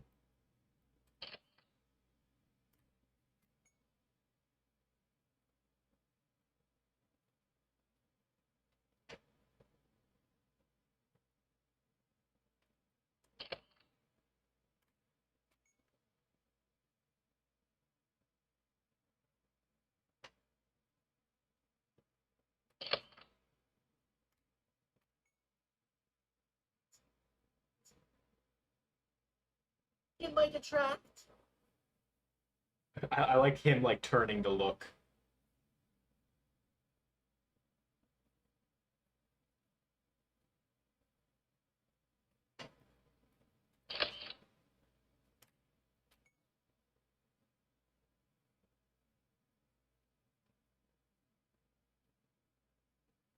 You made the SpongeBob movie in Animal Crossing? That's so awesome. I've never played Animal Crossing, but that's great. I love that. Like here's the thing, that's like I mean, from what I understand about what Animal Crossing is, like that's pretty much just like a virtual version of playing with toys, right? Isn't it kind of like would calling Animal Crossing like almost like a virtual dollhouse or doll town? Would you say that that's like accurate? Like an accurate analogy?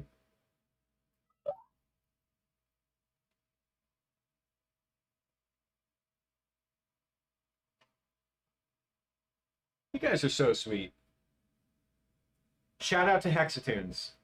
You guys have been really awesome. You guys are pulling up. We're making this film together.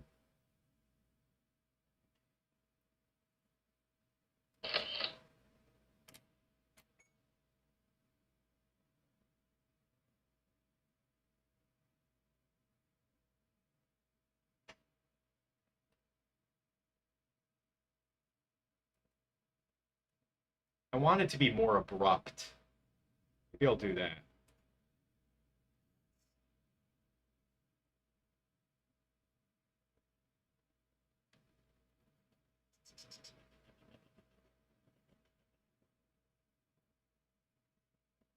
So when I was a kid, I had my Mega Bloks Dragons figures, and me and my friend who also had the Mega Bloks Dragon sets, and I think even my sister, we would recreate the DVD movies that came with the sets because they included a feature length film that you could watch based on like the universe and the characters and the lore, and we would reenact the movie. And obviously, I did the same thing with Lego SpongeBob sets on the SpongeBob show, and nothing has changed.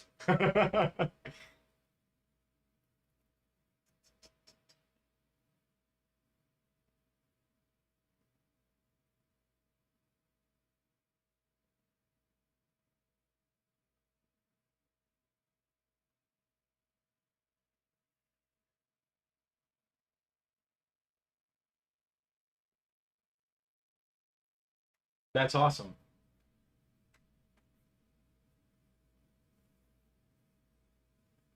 There's this game that came out called Tamagotchi Life. Would you say that would you say that that's similar to Animal Crossing? Like I keep hearing about people playing it. I'm not interested in playing it. It's just not my genre of game, but like would you say that they have similarities? Like I was like this seems a lot like Animal Crossing because I remember that a Animal Crossing game came out during the pandemic and everyone was playing it. All right, I'm gonna start turning down that light.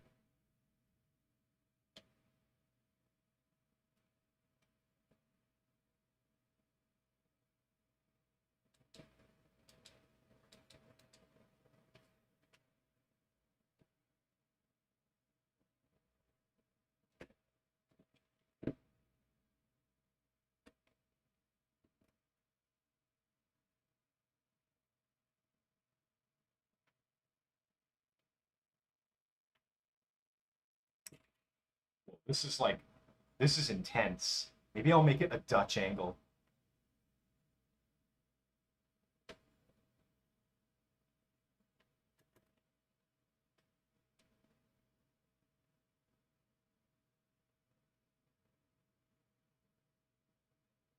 Ooh, look at that. Isn't that scary? Look at that.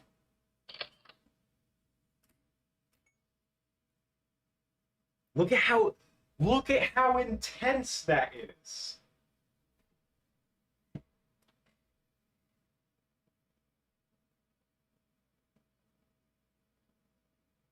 Just just soaking it in for a second.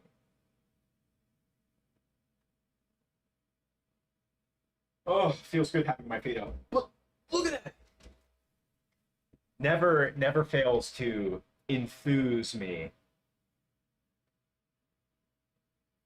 Damn light moved again.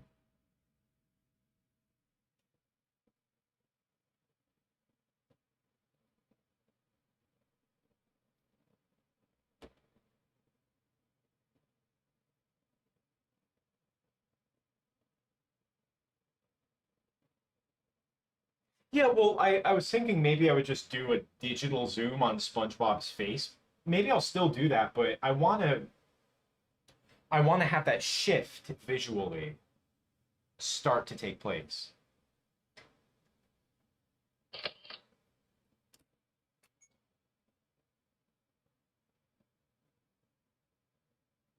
Want some really subtle movement.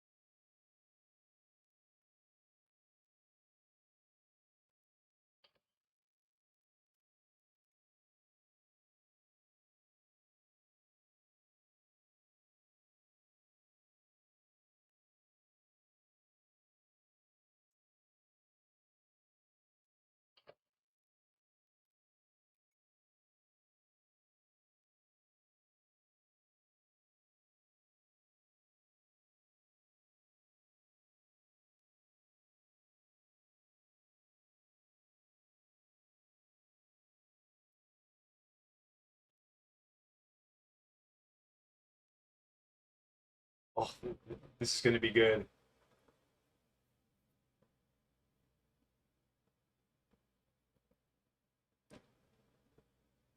Dude, yeah, Adventures in Bikini Bottom was like that was like the most expensive Lego SpongeBob set. I was I was just so excited getting that for Christmas, I think.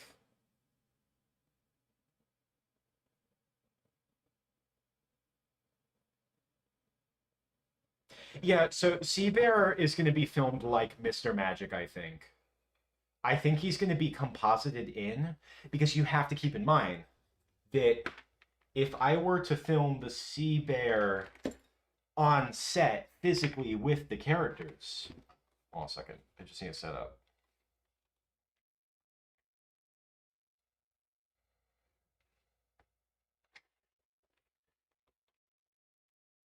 Like if I were to film the Sea Bear on set with the characters here, the Sea Bear is gonna like the design of it and everything is gonna have to be like this big. All right, so check this out. Hello.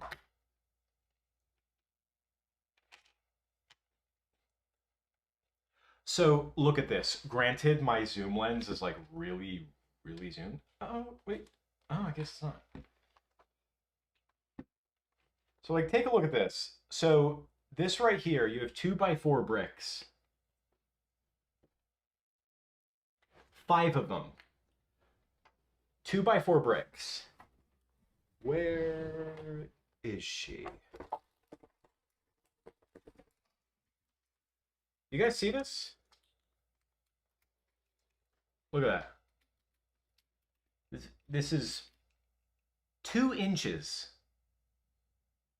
Now, this 2-inch pile of bricks is occupying this much space of the screen. Now, I am using the Nikon zoom lens, and the Nikon zoom lens kind of tends to squeeze things in. It's not like a wide angle lens by any means. Granted, I don't think I could film this with the, like, what do you call it? The Rokinon that I have. I'm trying to think. But yeah, it's just like, so when I was filming Hibernation Sandy, I had to make like two different puppets for each scene. I had to have a big one that I could animate like well, and then I had to have a small one that would fit on screen with the characters. But if I do have a sea bear on set with the characters, I am going to be encumbered by the space. Maybe I'll have like, oh, you know what? That's another thing. If I film the sea bear on set with the characters, I'm not going to have the sea bear be able to hover.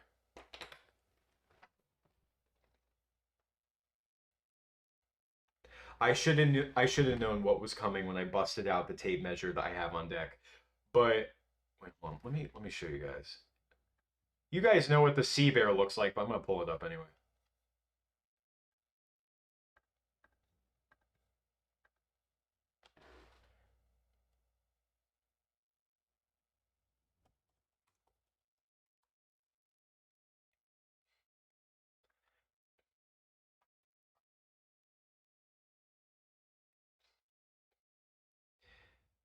Hmm.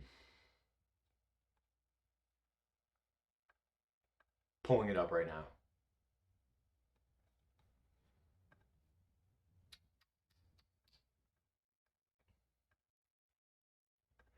Yeah, so here's the thing. It's like the sea bear hovers. See this? You guys know this, but like that's the other thing that I was factoring in.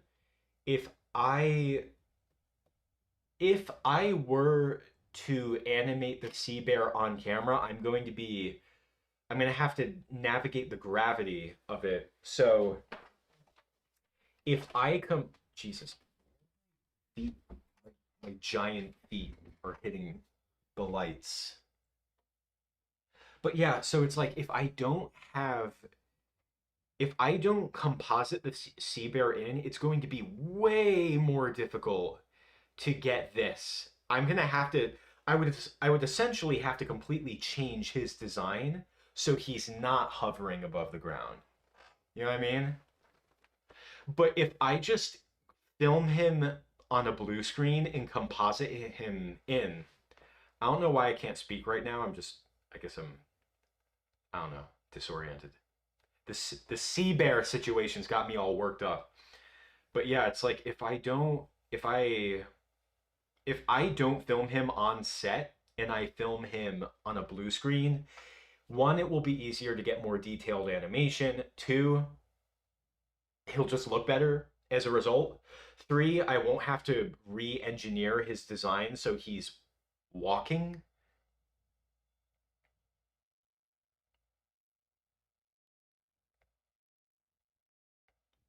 I could create like a shadow digitally in my like 2D drawing software. You know what I mean?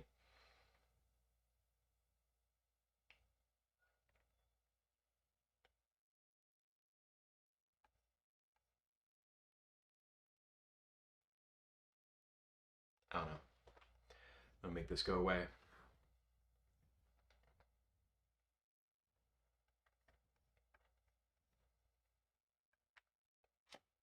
Yeah, it's like I'm going to be brainstorming the sea bear more when I'm not streaming. It's just a little bit too much to do right now because right now we're doing this dialogue sequence.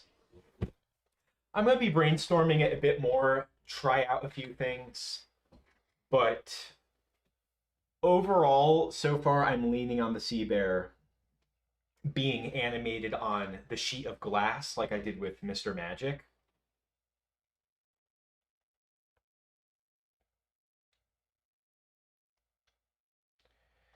Wow, the Lego SpongeBob sets have gotten that expensive.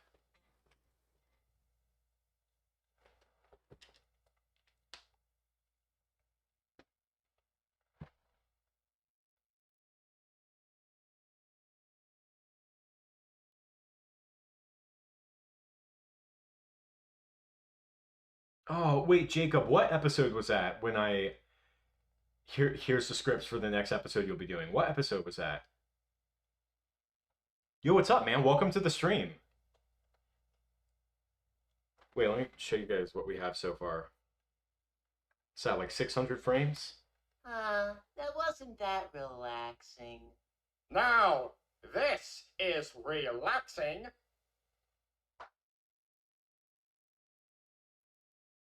Oh no! I'll save you, Squidward! Squidward, are you alright? That's it. Chew, chew, and swallow. There. Better? Better! I was just fine until you launched that ballistic junk food into my windpipe. But I had to. It's too dangerous to play the clarinet badly out here in the wilderness. It might attract a sea bear.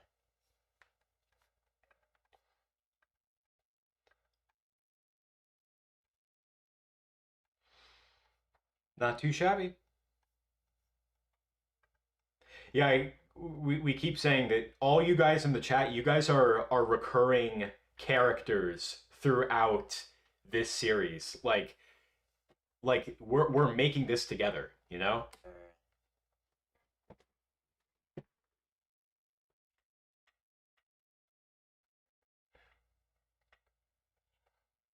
I'll probably do something in the video where it's like at the end it's like, yeah, this film was made with the community. Okay, how are we looking lighting wise so far? Yeah, you guys are all extras. Totally.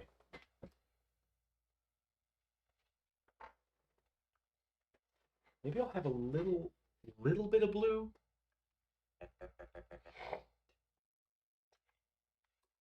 It looks okay.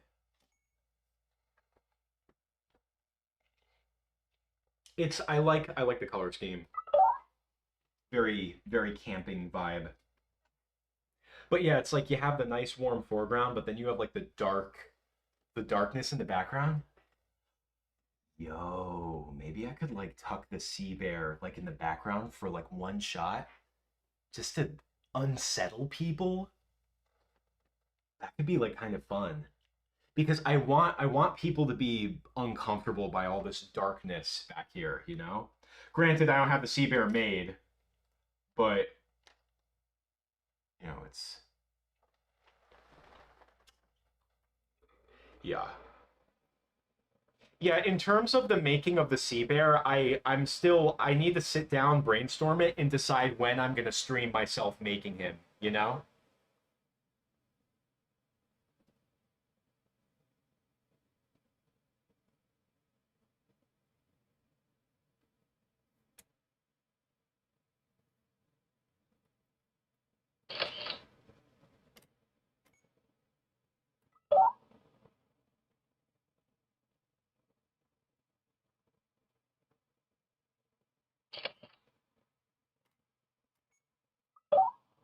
I'm gonna have him turn out.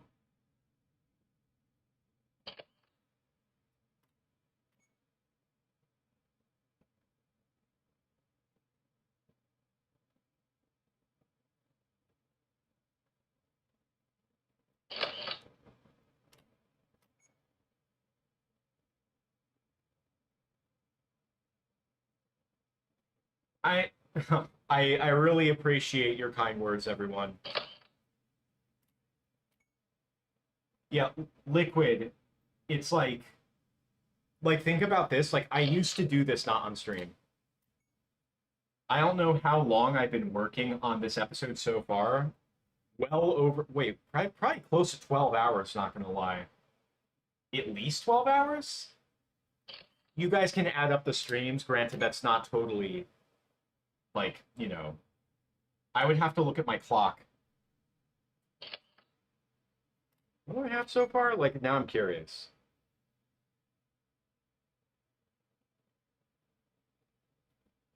Reports.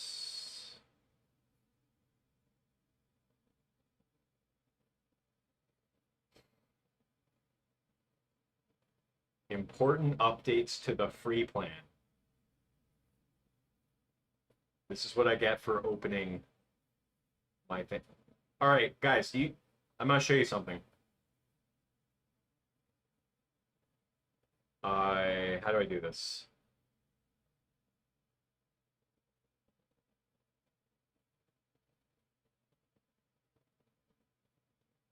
I found the clock and all my hours put together.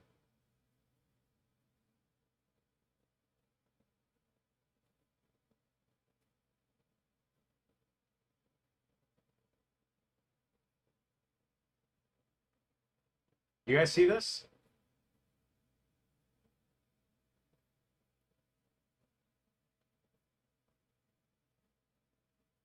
This is the amount of time I've put into this video so far.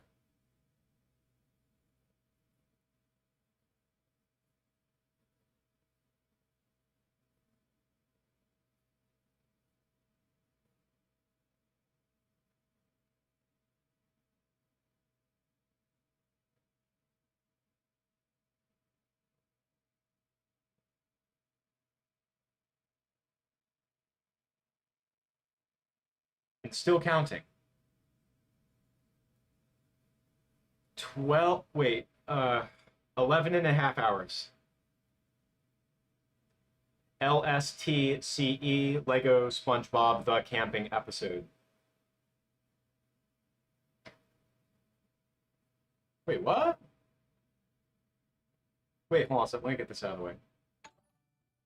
Yo! Wait, what's up? Gift memberships? Yo! Wait! Shout out to Hexatunes. Oh my god. Wait, hold on. Let me turn on this light. I know that we're kind of interrupting the flow for a bit, but like, guys, like, I got it. Let me love on you guys for a bit. Oh my god. No way. Okay, so guys, I'm new to this streaming thing, so things like membership gifts period, like I'm not really familiar with how these work, but oh my god. Oh no! The clarinet! I forgot. No, Hexatunes has got the badge. Oh my god.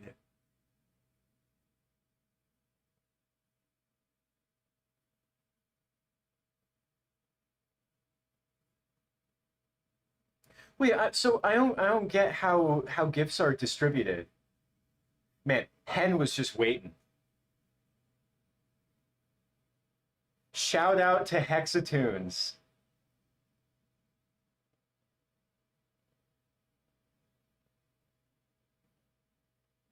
Oh my god, I'm just so blown away right now. I can't believe I can't believe we're on day 6 for this. People are still showing up. Keep in mind, like just a few months ago, I never knew someone would sit down and watch me stream myself making animation. Like, come on. There's no Fortnite anywhere here. There's no me playing Street Fighter 6. There's no me playing Tekken or whatever people watch on stream. Oh my god. You guys are too much. I love you guys. Oh boy. So here's the thing. I kind of have a bit of a flow going on, but I will not end the stream without pulling the clarinet out. Oh, you know what? It is. It is almost 8 o'clock, so maybe I'll pull it out now. Just because neighbors, even though it's a weekend. I'm just gonna do it now. I think maybe I'll do it now. I think I gotta. I can't. Hexatoons went all out. I can't leave you guys hanging. Okay, well I have the clock stopped. Yo! So that's what my badges look like in the chat. Okay, so I guess I'm gonna have to get that clarinet. Hold on a second.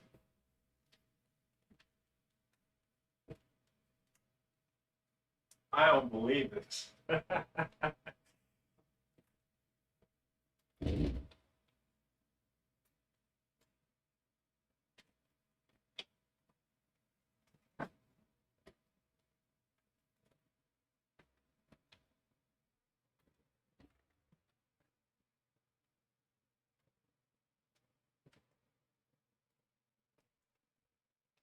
It's a Yamaha. That's how you know it's good. I literally had this clarinet since I was like way too young. I remember my aunt found it at like a some kind of like a flea market or something for like $75. It's a crazy bargain.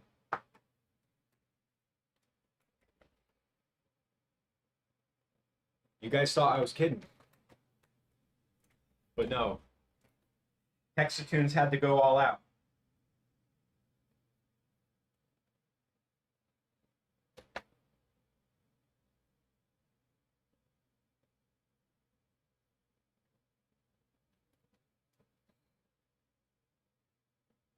Welcome to my animation live stream where I am going to be playing the clarinet.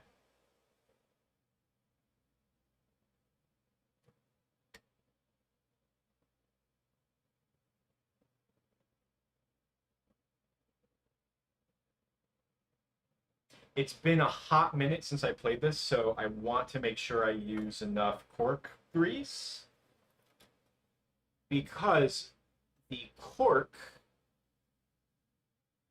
that holds the clarinet together through friction can sometimes provide a little bit too much resistance. This helps put it together.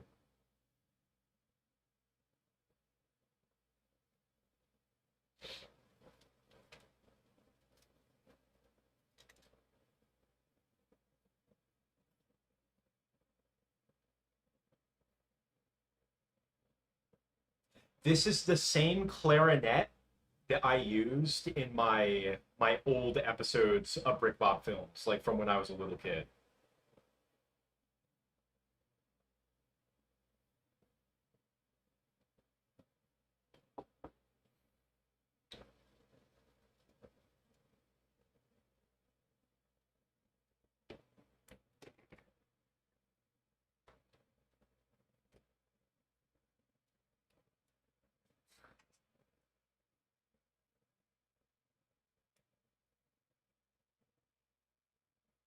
I figure we're like 2 hours into animating anyway. Use a little break. Granted, 2 hours isn't like I can go for 8 hours, but like Hexatoons, this is for you.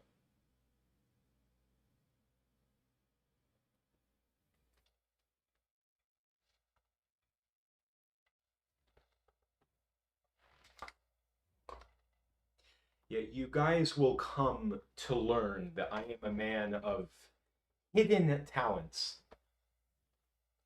unorthodox talents. Like I can just play the clarinet. I can also play the saxophone, alto, but I do not have my saxophone anymore. The clarinet you can like package up into that neat little thing, but the the alto saxophone, way bigger instrument. Yeah, so the clarinet is one of the stimuli for attracting a sea bear, but Considering that I'm indoors, I think we'll be okay. I haven't blowed anything on this in months. I'm trying to think when I last played it. Hold on a second.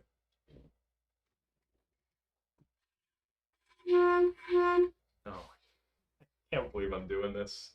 Just bear with me.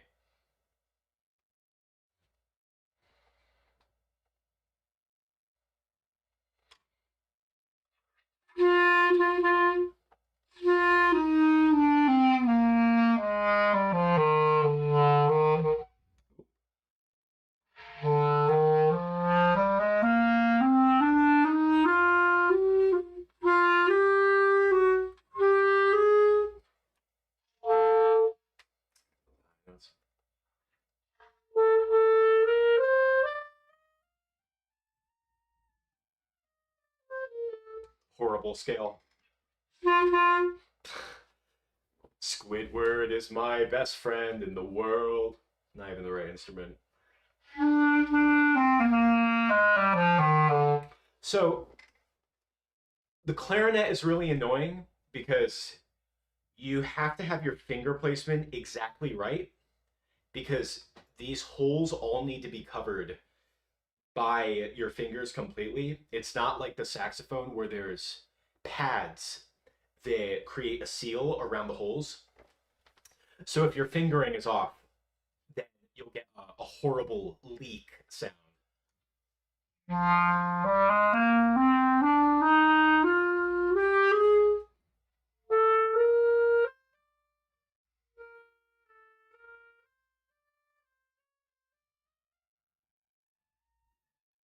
This has to sound dreadful on stream.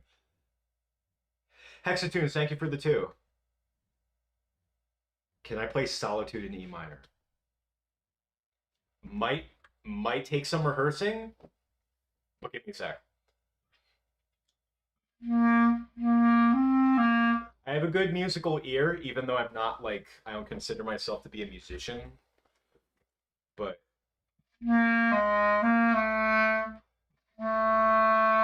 give me an A, buddy.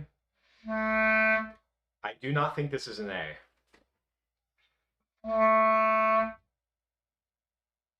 I think this is an F. Or a B. I'm so out of practice. I sound like a total idiot. For all of you clarinet players watching this, wherever you are, I'm so sorry. E. That's E, D, G. No, E. I'm so embarrassed right now. E, D, C, I think. I know this is A. So this can't be. Yeah, I don't think this is an A.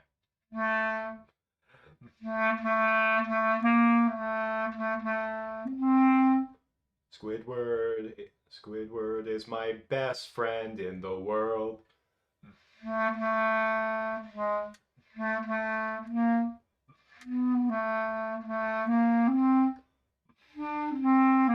Trying to find the top note.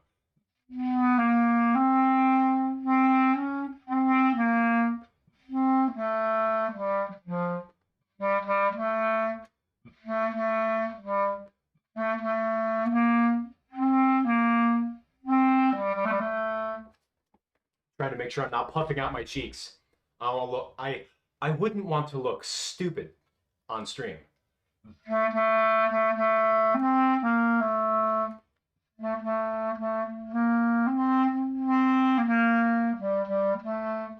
Dude, can I not play Solitude in E minor? Hold on a sec.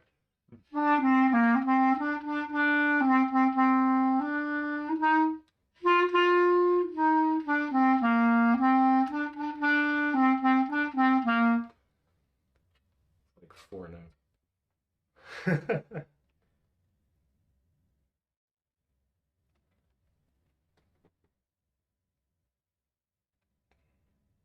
I would not know about the trumpet or the flute. I have not played either of those instruments. I played the clarinet for like 5 years when I was really young. Played the saxophone when I was like a teenager, also about 5 years, and then I just stopped.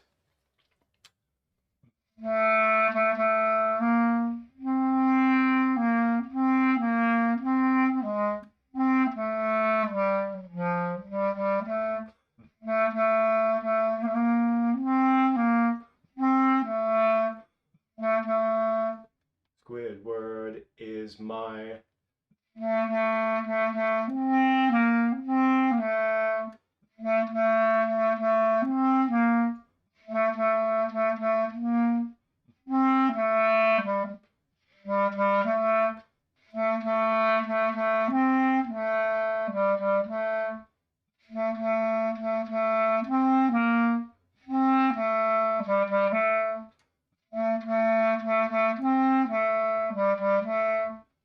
This is what it's like when you're just sitting alone in your room, blowing on the instrument, just figuring it out.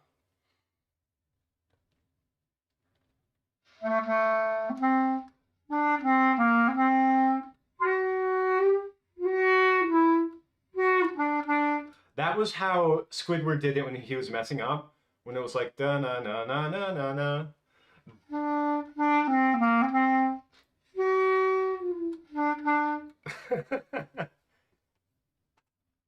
Yeah, I think that's the best solitude of E minor I can do so far.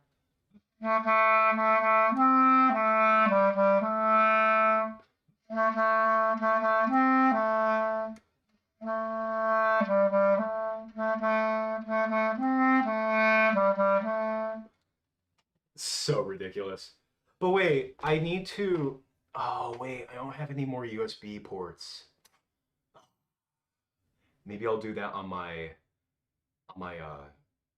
oh, after the stream. One sec.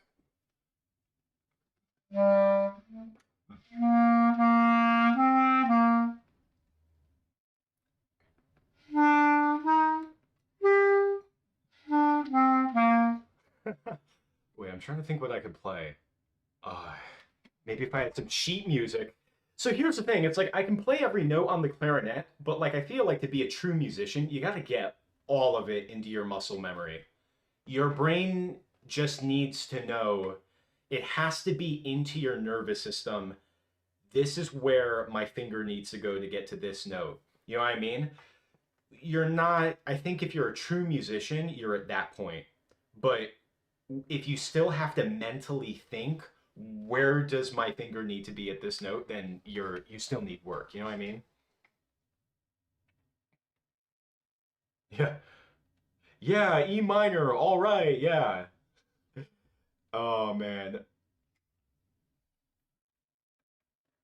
I'm trying to find some sheet music just so I can, you know, make this a little bit more pleasant.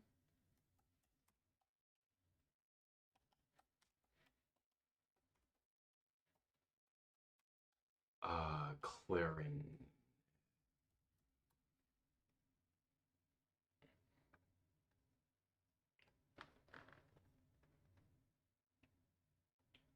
No, no, no, no, no. No, I'm looking at the sheet music.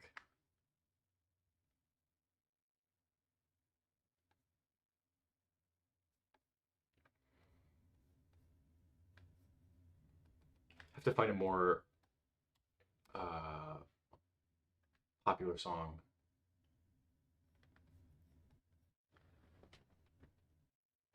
Oh, I'm not doing Ave Maria. Not now. I'm way too out of practice.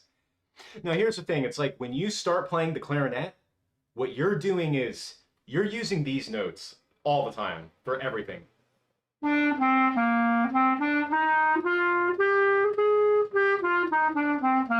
Like those are the easiest.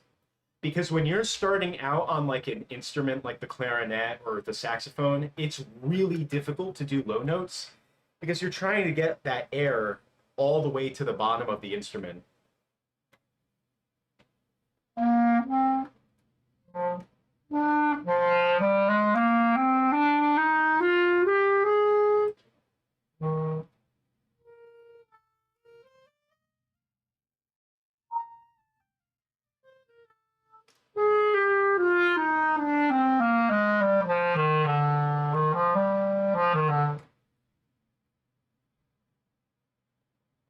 One of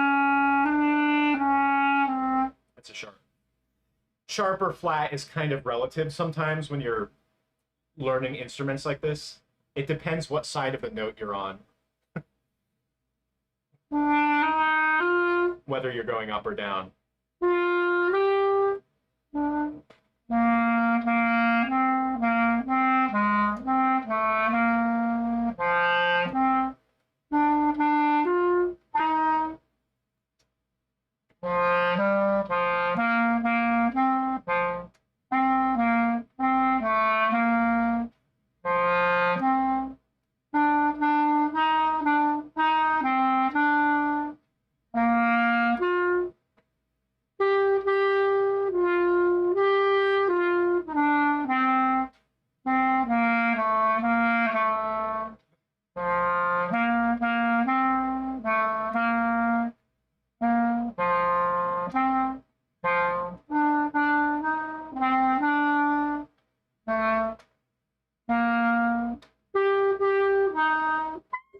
Whoa, there it is.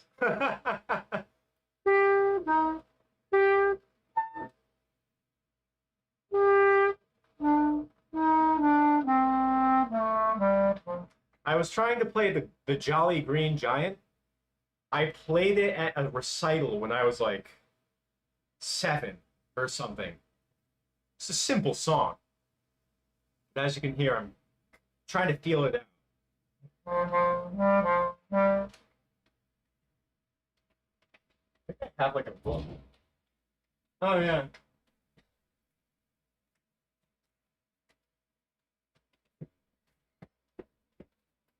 It's like Christmas tunes. We also have Pavane by Gabriel Fauré, but I absolutely cannot. I cannot play that now. Personally, if I'm to hear Pavane, I would prefer it on the flute. I heard this, I think it was a Polish orchestra, but there's this wonderful arrangement that's on YouTube. Looked Polish from the names.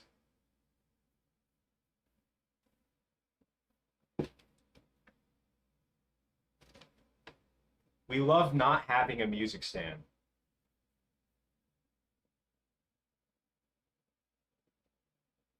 In desperate times, laptops can double as music stands. Key is this in?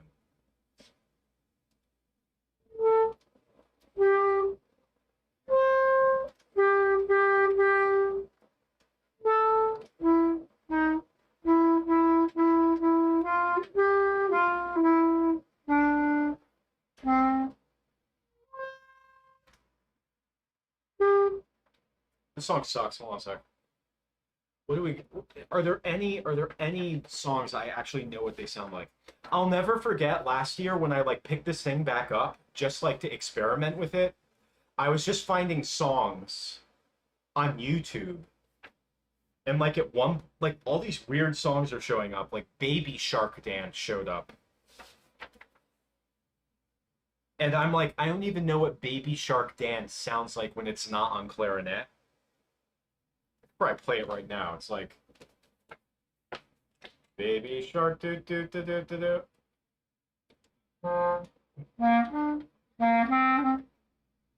Babe.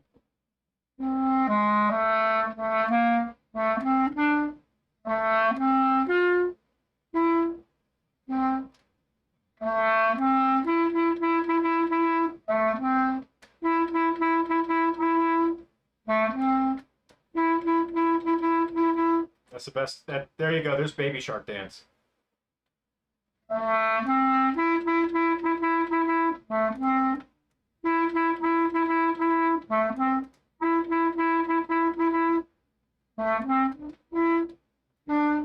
don't know how you finish it.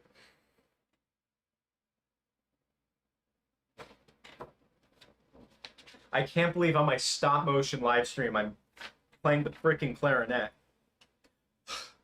We're gonna get back to the filming soon. Okay, Jingle Bells. Anyone can play Jingle Bells.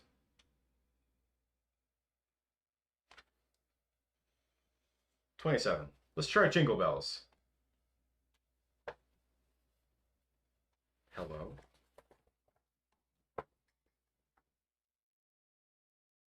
Oh my god, there's one sharp in it. Oh my god. Will I be able to do it? Okay, wait. What was that?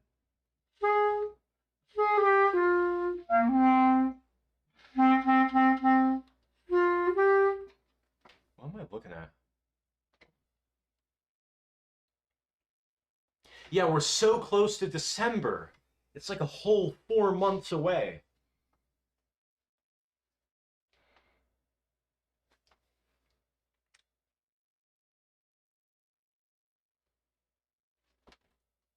Wait, what?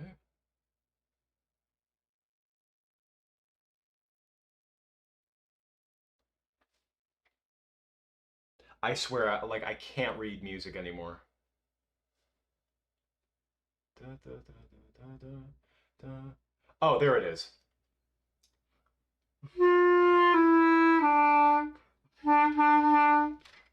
Gotta get those tu's right.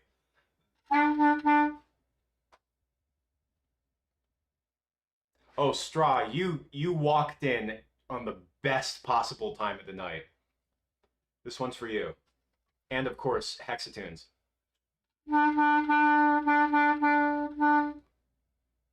Duh.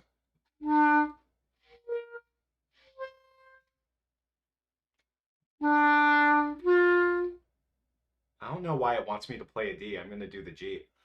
Yeah, I don't want to play a D or whatever that is. Oh, that's a. What's that? Da da da da da.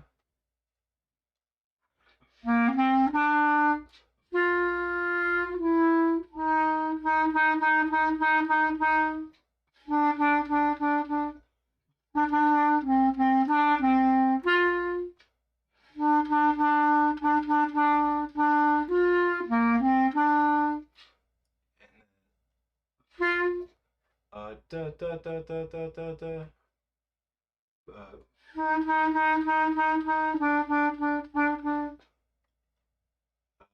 Da da. Where the heck is it? Da da.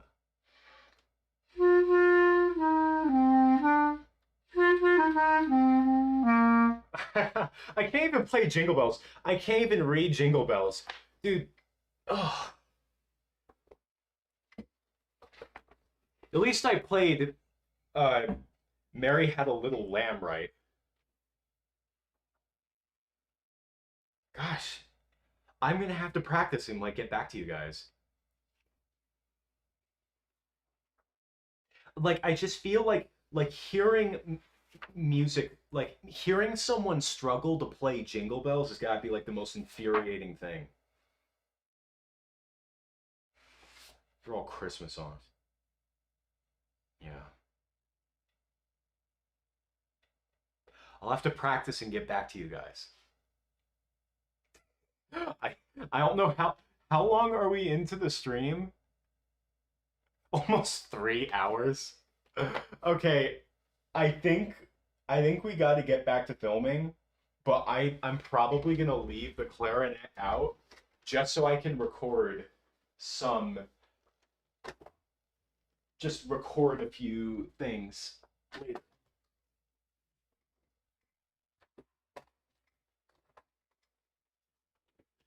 Because I did want to get more filming done, and we're at frame 1100. Oh, now for the best part. So here was the thing, like, depending on your experience level for playing something like the clarinet, you will use a different density reed. This is 2.0. Now, I think the way it works is the more experience you have, the more dense the reed is. So like I remember when I was just blowing on this thing a lot last year, I was able to play the lower notes fine, but the higher notes were a bit of a struggle. just been so out of the loop for a while. But yeah, like I was definitely thinking at the time, like, yeah, I have to make the reed more advanced because this reed just doesn't do very well with the higher notes.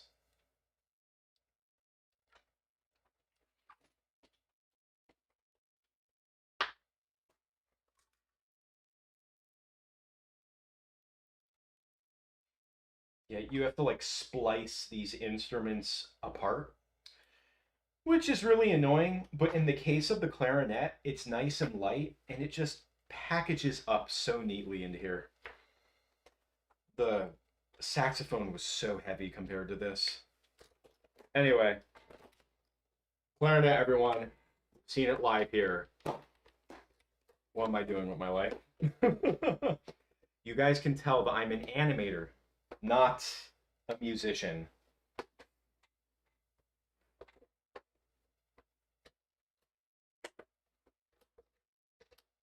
It's a good clarinet, though. Would not get rid of this.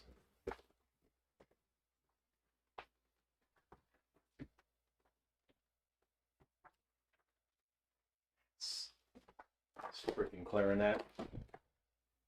No, just but I don't need this. Like, dude, I was playing Beatles on the clarinet last year. I swear to God. As you can tell, I need a lot of hand holding. Yo, what's up? You picked a. This has got to be the most bizarre first stream you've ever joined. But here's the thing, with animation, you never know what you're gonna encounter.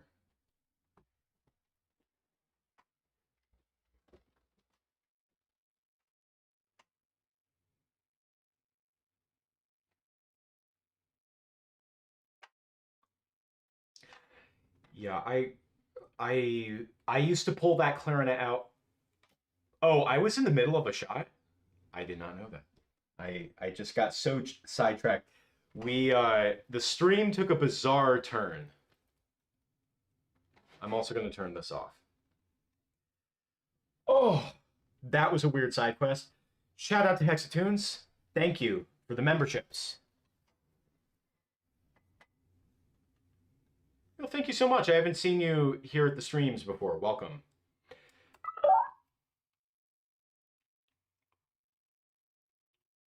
Look, I with some practice, I swear I could get good. I have to like pull it out on stream sometime and like show you guys. Like there is underneath the surface, there is, I could be the next insert famous clarinet player. But right now I am Squidward. Like I've actually regressed into Squidward.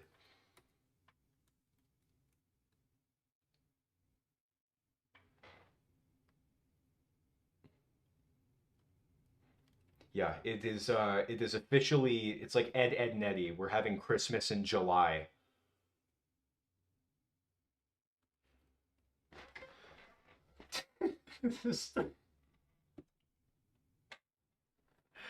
I do enjoy these streams. Before I started streaming, I was not sure if I would. I was really not sure. I had a lot of reservations if I would even enjoy it. But I can say with confidence that I genuinely look forward to doing these streams. Like, I'm definitely not really a people person. Like, I enjoy my solitude and having a much more smaller, like, social circle, and I tend to get energized from creative projects like this. So I don't know if it's like me with the Legos and this and that, or if it's you guys, but like I'm chilling right now. As I said before, earlier today I went for a run in the sun, and I was so tempted to just have myself a good old nap, but nah. Yesterday I took enough of a rest. But we're just getting to the sea bear like legend part.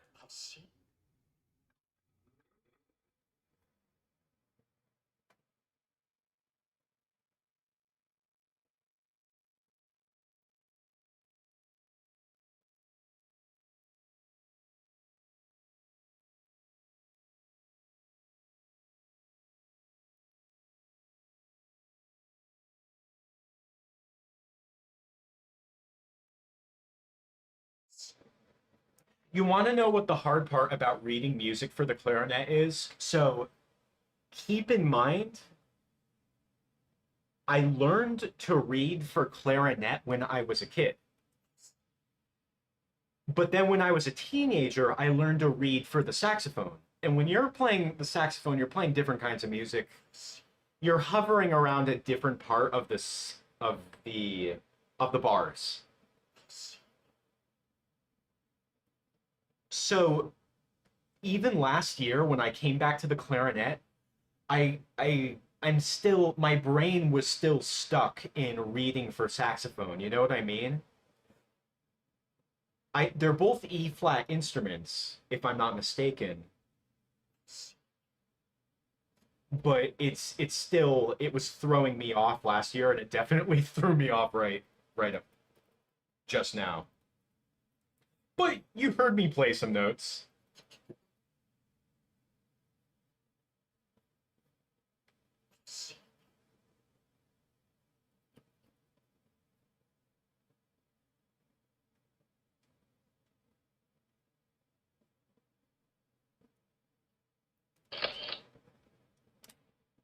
I'm gonna have SpongeBob back away.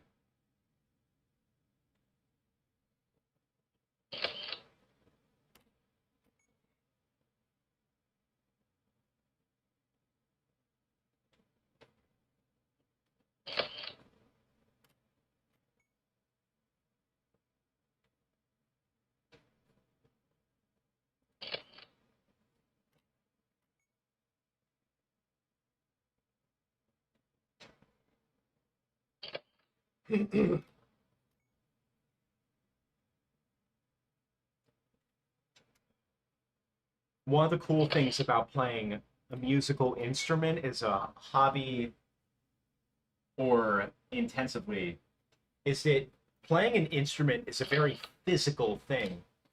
So I remember I'm trying to think when I like picked up the clarinet again. It must have been about a year ago. Granted, I played it for a few months and then just kind of fell off. But I was having some fun with it, and there's like after you play the clarinet for like an hour, like your lips are tired and it feels like you did a bit of a workout. It's a very physical thing.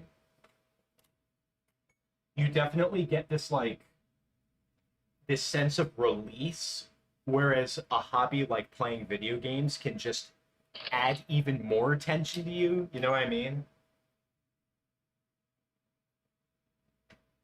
I do regret getting rid of my saxophone though. I wish I had them both.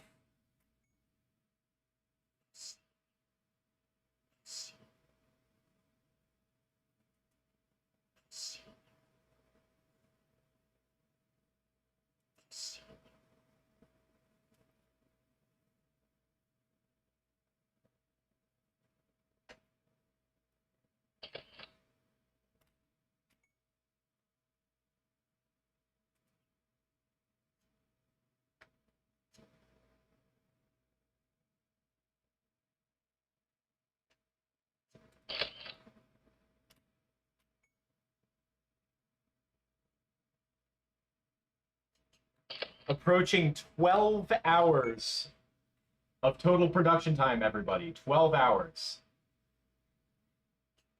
And I gotta say that yet again, you guys have made it a very special stream. But I have a little bit of fight left in me, so I'm gonna keep filming.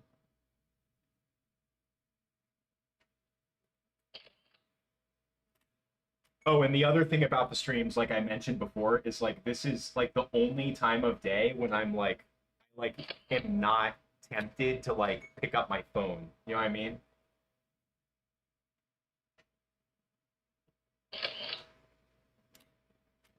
I was making these episodes by myself for like a long time, you know?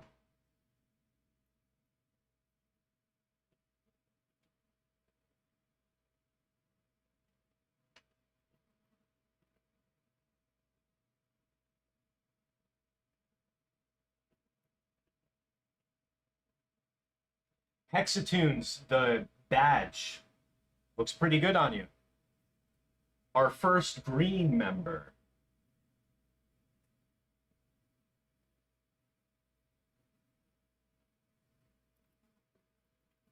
had found it.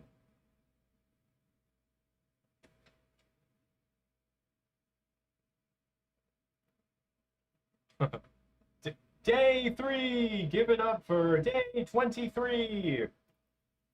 KRABBYPATTY says I.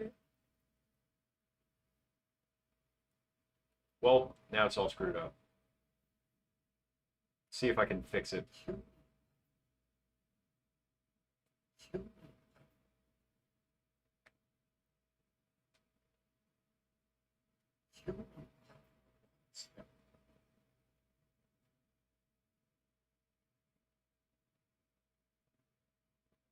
Dude, the fact that the playing the clarinet is like a stimuli to provoke the sea bear is just too much for me. It's like, oh, the trombone is fine, but don't play the clarinet for God's sakes.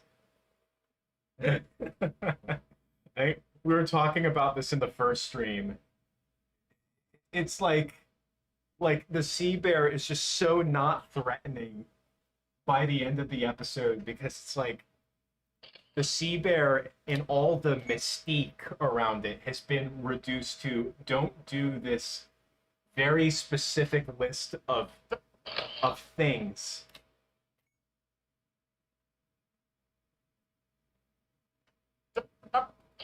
And then you have the what is it? You have the stupid circle, which is like a kill switch for the sea bear. Oh, you know what's another example? Yo, welcome to stream. Good to have you. Glad you were able to make it. You know what's another thing from SpongeBob that's like kind of like the sea bear? Blue Lip from Clams. Blue Lip can only move when the stupid music is playing. Don't it.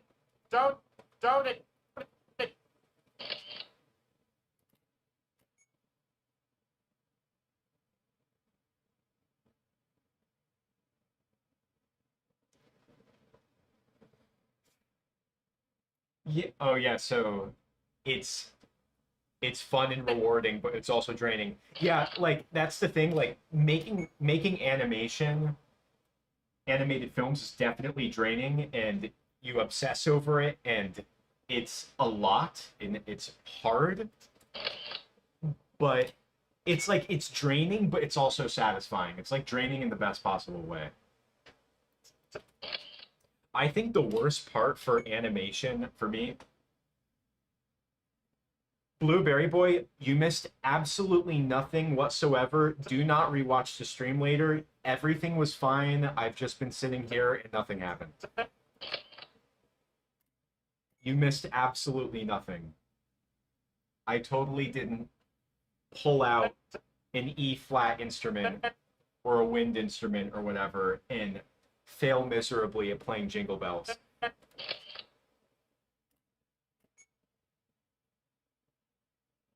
Don't exist.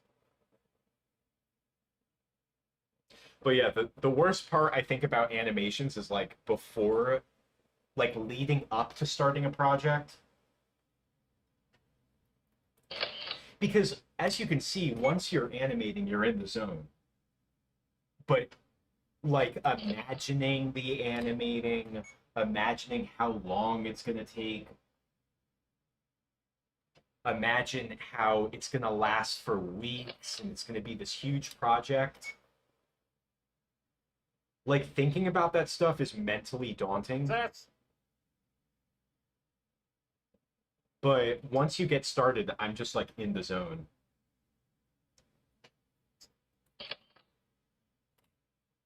I think one thing too is that like animating this is so much different than animating like Lolo the Lucky Clown when I was doing those 24 frames per second studies earlier this year. Or even animating Popeye. There is a comfortability in the fact that I've done so many hundreds of hours animating just this, what we're doing right now, that I'm like, okay, I'm confident in my ability to improvise and succeed and try things and navigate these tough situations. This don't exist.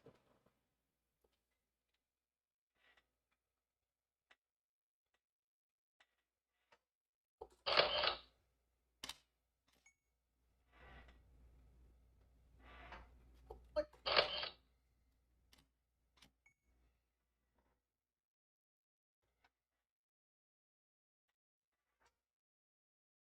What?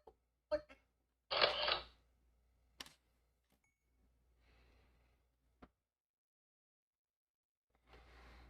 What?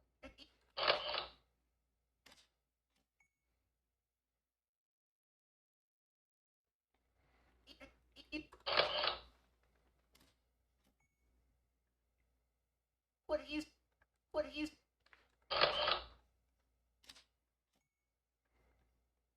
What are you saying? There's,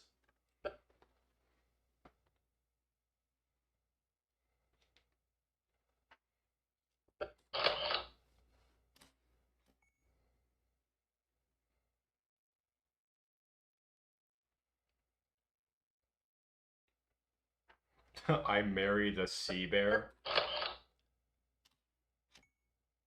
Yeah, I remember seeing this episode as a kid and like during that like magazine where it's like I married a sea bear.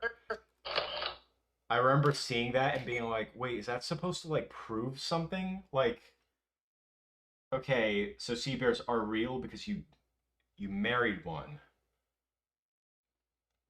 Kind of bizarre.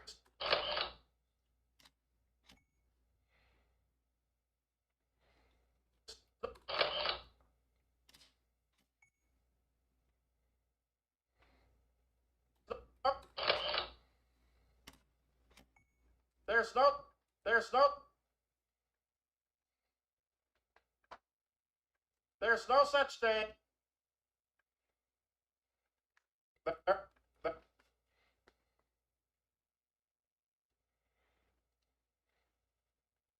there,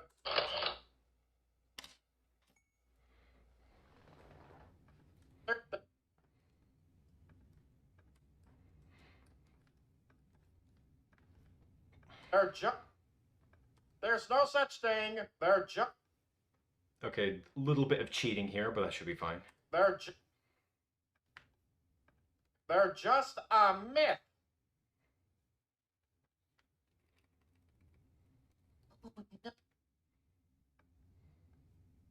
Myth.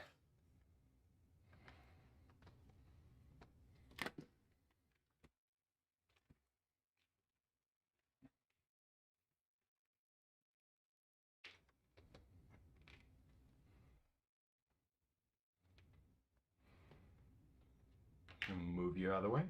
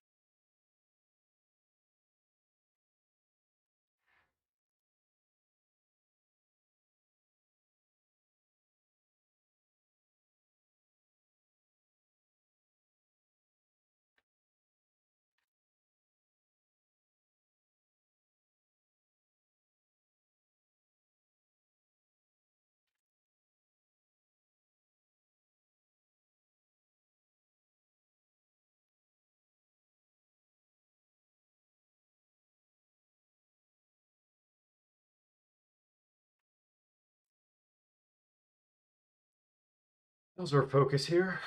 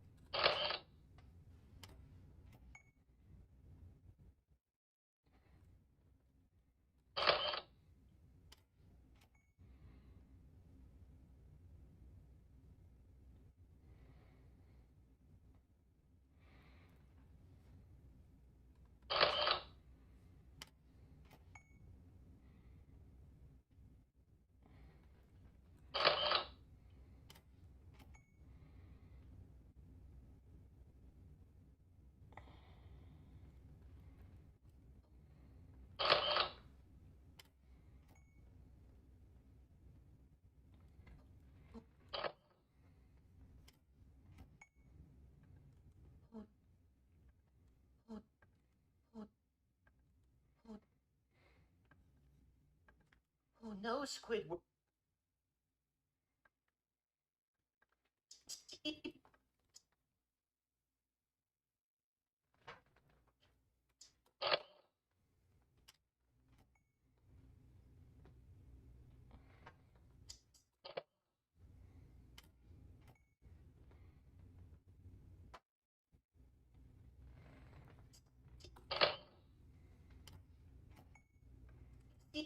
Sea,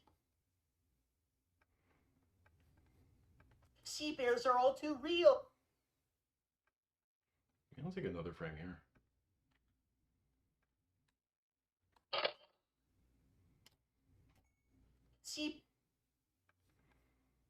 Sea bears are all too real.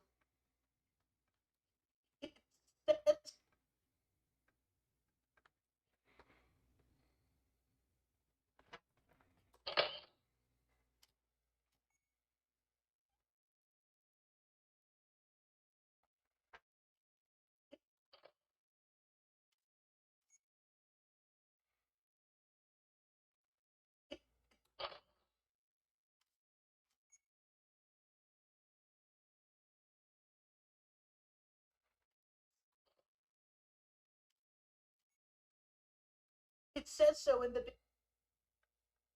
bikini, but but but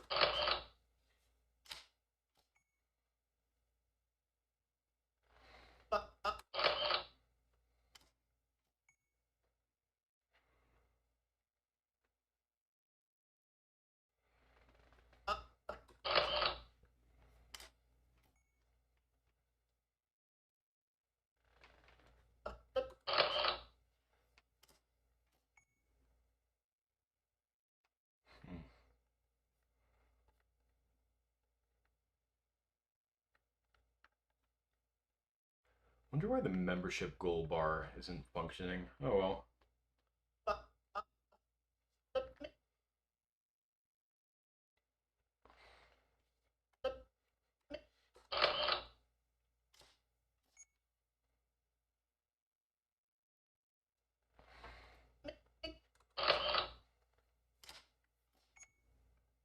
bottoming, bottoming, bottoming, bottoming.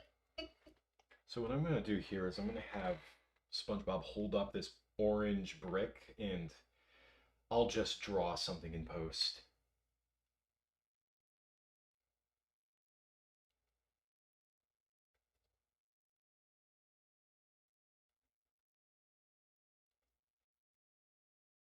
Because right now it says we're at 0 of our three member membership goal, but we are at 4 right now. Shout out to Hexatoons.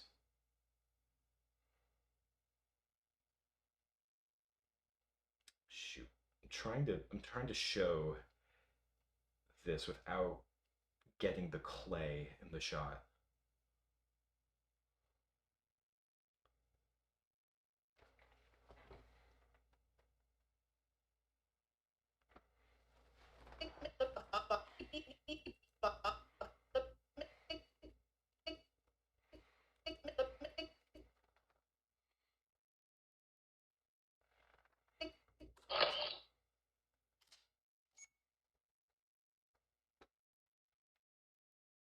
Wait, hold on a second. Maybe I can do this manually.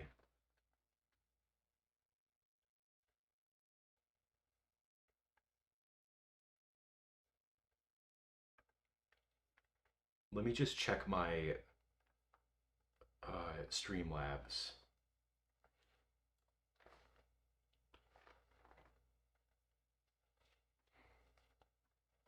Maybe it is.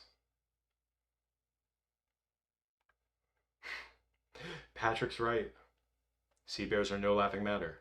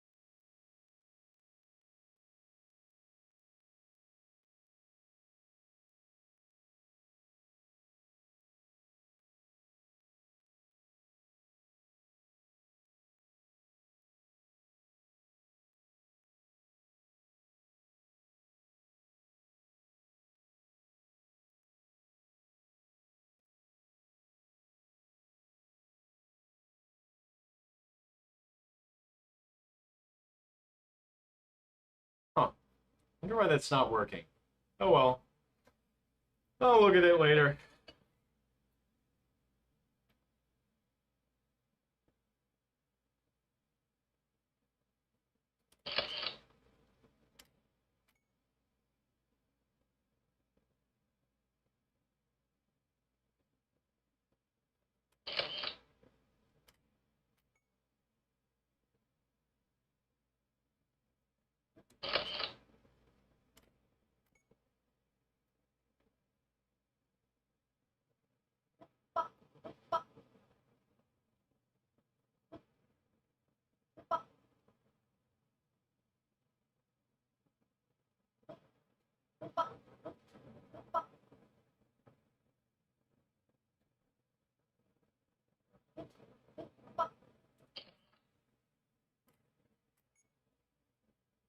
Father McGuire! Father McGuire!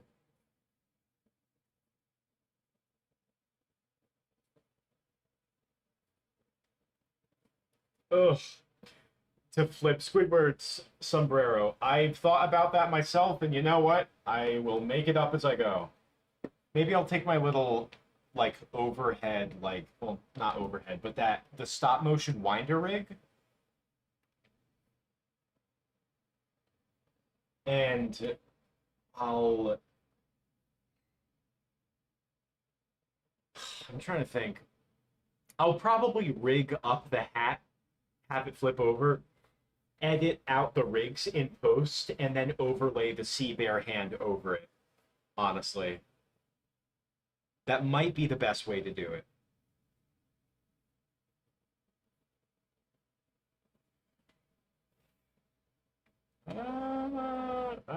It's pointing down a little bit too low.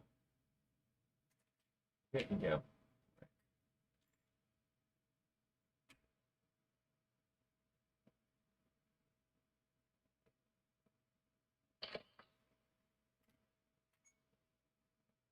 It's gonna be blurry. That's not too bad. I can work with it. A graphic will be put over it anyway.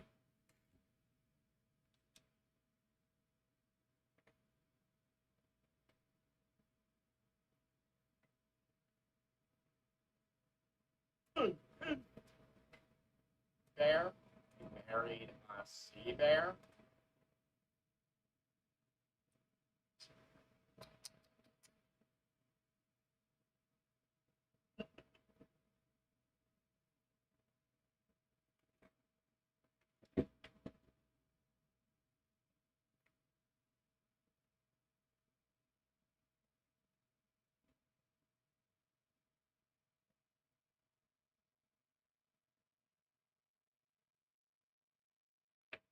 You're good. We're at the line. Sea bears and fairy tales are real. We are at that line.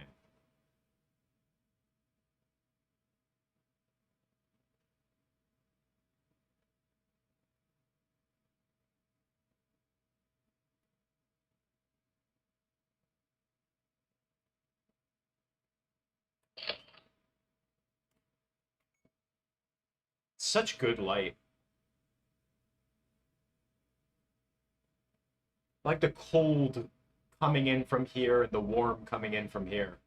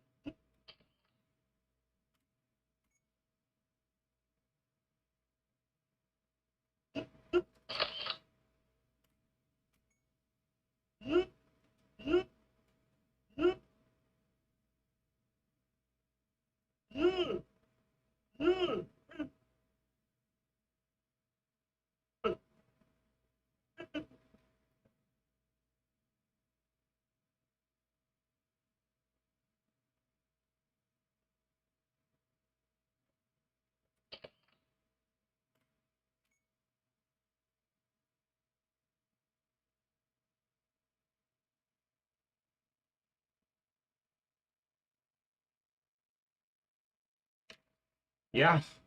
The comparison between my projects in 2016 and 2026. Well, you know what? When I ended the the Lego SpongeBob show in 2016, at the end of 2016, I immediately got to making my original series, which was Clay Kremling, but also clay animation projects. And after doing that, I think for like 5 months, I invested in my first DSLR camera. And it was just that alone was a huge quality boost. And after that, my projects just never looked the same again. Like they shooting with the DSLR camera vastly improved my image quality. But even then, it took a while before I started learning about how to use a DSLR camera and how it can like what you can do with it in stop motion. But yeah, it's just getting to work on other projects is literally what helped. Like getting a break from BrickBob Films and working on other things, that was what made me grow.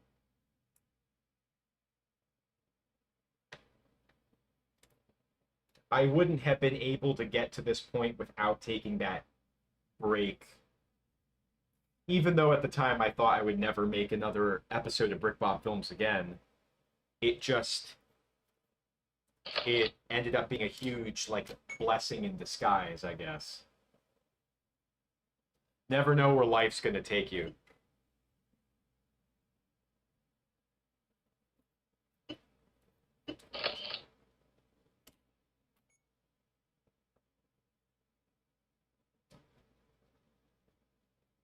Oh, really? You have them? You have those compilations saved?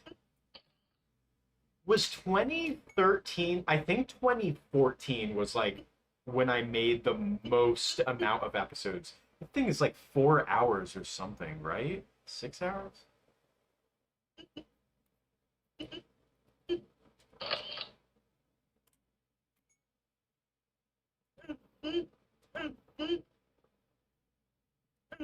Science monthly.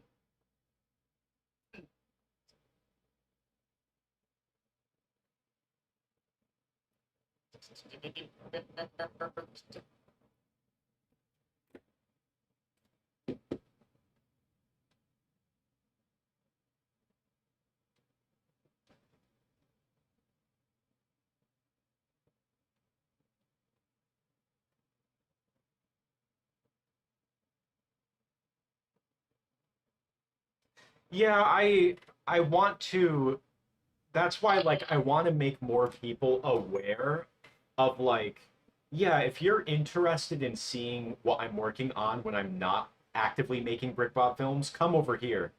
And now especially since I've been doing these streams, it's like if you do like BrickBob films, come over here anyway. We're making the videos together. Like that's the thing. It's like I want my audience on BrickBob films to know that I'm not just vanishing anymore. I could do streams on Brick Bob Films like on that channel, but I would rather keep the completed films there and not start like uploading everything there. I want to build that here Sea bears and because I'm never planning on renaming the Brick Bob Films channel or rebranding it or just making it like I could have renamed that channel to Lorenzo Volpentesta and just like I could do that, but I didn't. I'm trying to do that here. real that. And fairy tales are real.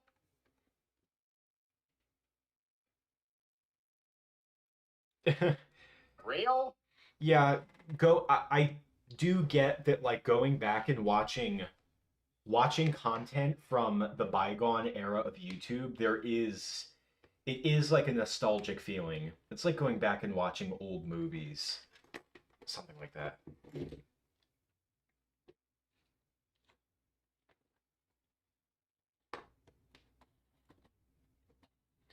Cross stream. I don't know if you can do that on YouTube, if you can like stream to two channels at once. I don't think you can do. Like I could add BrickBob Films the channel as a collaborator on these streams. Like I could do that, but I don't know. I'd have to look into that.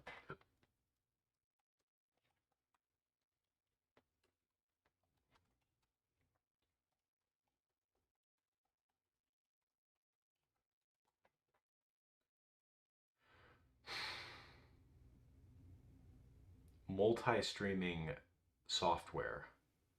OBS plugins, like multiple outputs plugins. Hmm, interesting. I'll have to look into it because like whenever I'm like initiating a stream anyway, I usually like every stream I do so far is accompanied by like an announcement post on BrickBob Films. Sometimes as a post, sometimes as a short, but like it's accompanied by just some kind of announcement on BrickBob Films where I'm like, "Yo, everyone, we're gonna be doing a stream for this new episode. Come join." So okay, I'll have to look into that.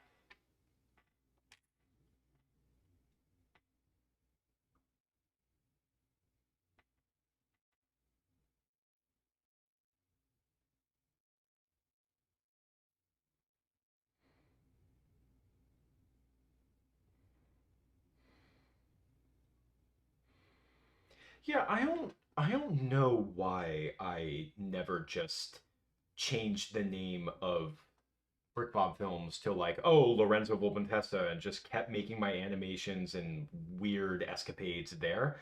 I don't know why I never did that.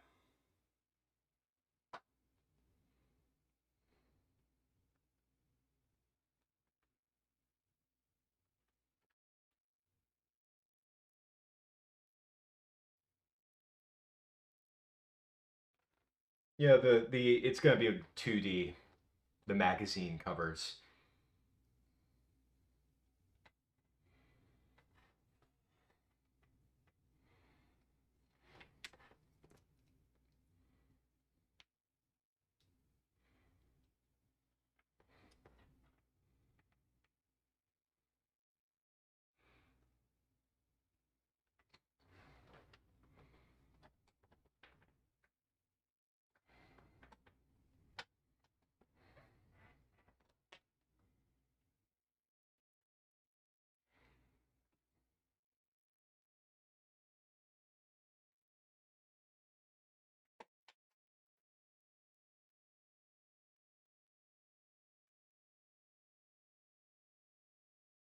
Okay, let me review the lighting here.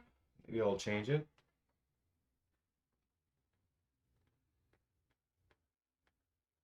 Yeah, well, I figured if I was like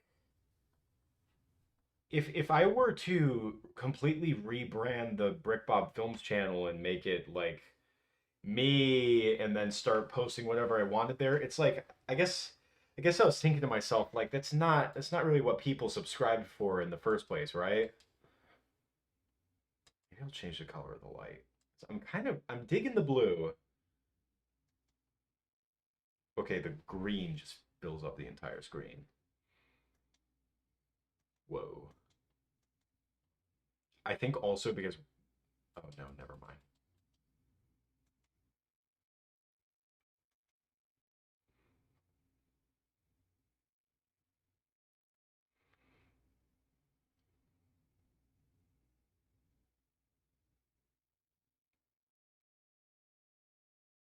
Is meta? Wait, what does that mean? If you're suggesting that it's like it's bold, like I get it.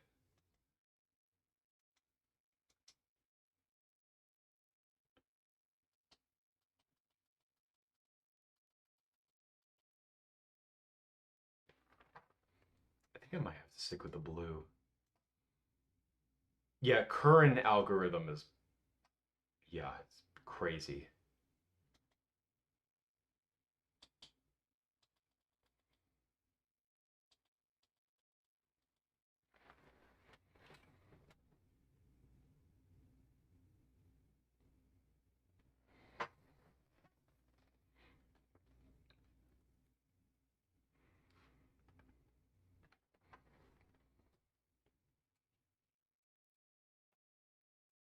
The most effective tactic. Yeah, yeah, okay. Yeah, like that's the thing. Like I could still do that. That's what meta means? I thought meta meant like self-referential. Maybe it had multiple definitions. Yeah, like I could still do that, but I don't know, I haven't yet. I don't have any plans to. I don't know, maybe someday I will. Maybe I will. But no, hasn't happened yet.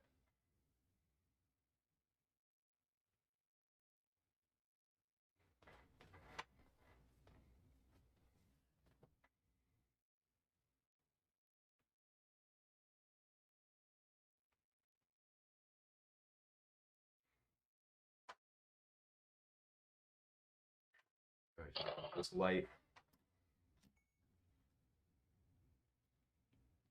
I do enjoy this light though. I don't think I need to get more. I don't have to change it very much.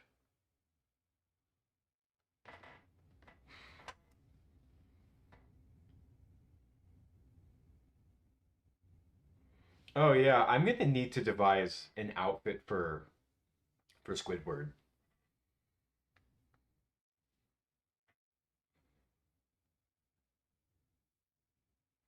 Yeah, I'm gonna need to. I don't have a Lego sombrero, unfortunately.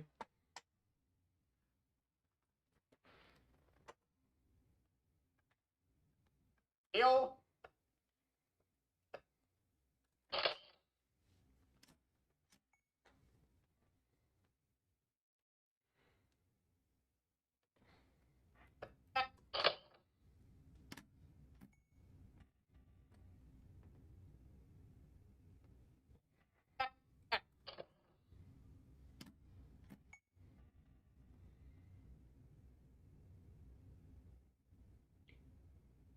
Got you guys.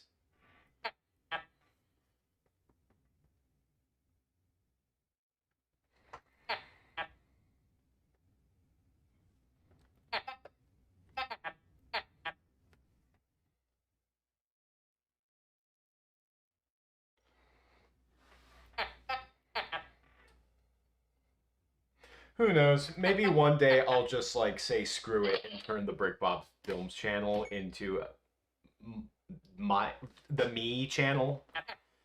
But right now I'm not planning on doing that. Yeah, I'm still figuring out this animation thing. But so far this isn't, this is going pretty good, like the little model I have now.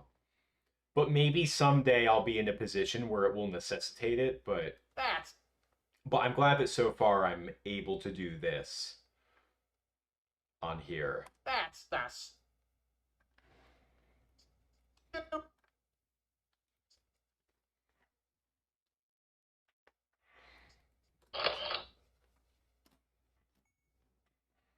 Because yeah, I could just start doing everything on the BrickBob Films channel and just change the name.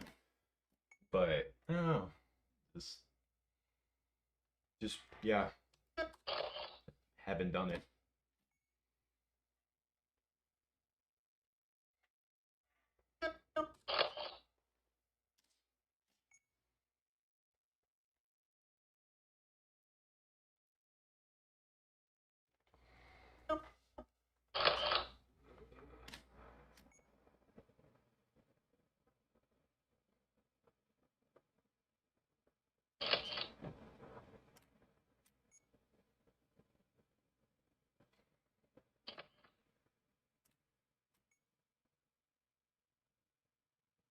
All right, so we are almost done with this take.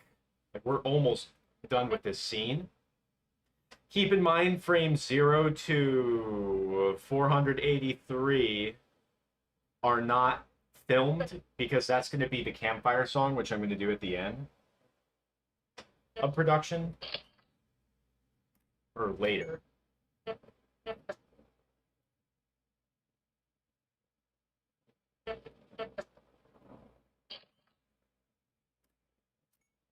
Stupidest, stupidest, stupidest.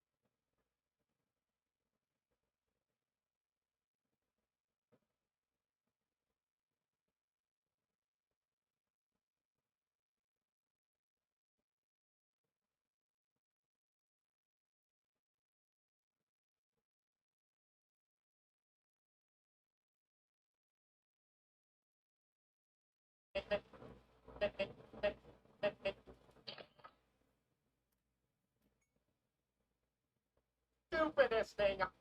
Stupidest thing.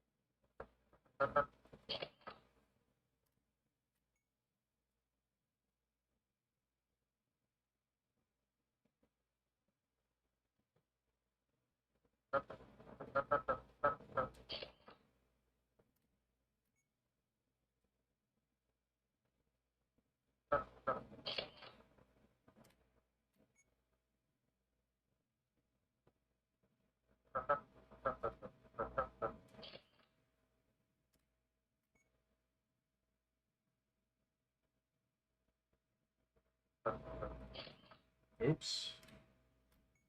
Your head going back.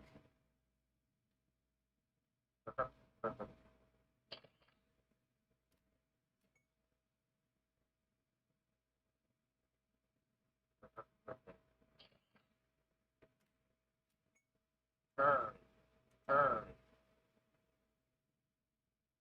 turn.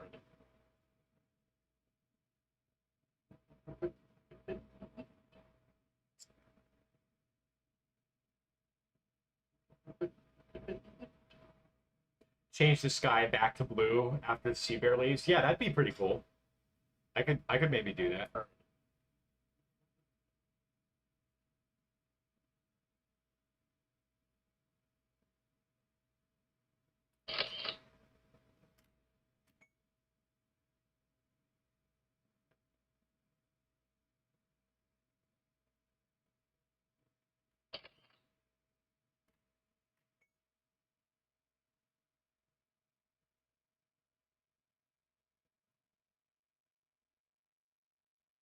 I'm trying to think, like, what we talked about the YouTube channels. Like, let's say I made the BrickBob Films channel just Lorenzo Volpentesto. Like, I'm doing exactly what I'm doing now. I just rebranded BrickBob Films into this. Like, what would I do with this channel? Like, I'm thinking, like, what would I even do then with this channel? Would I just, like, not need it anymore? Like, eh.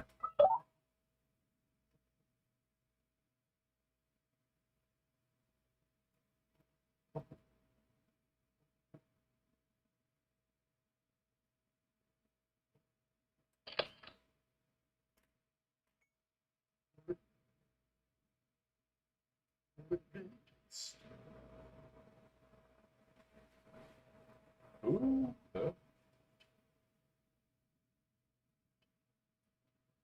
Vlogs? Oh, okay.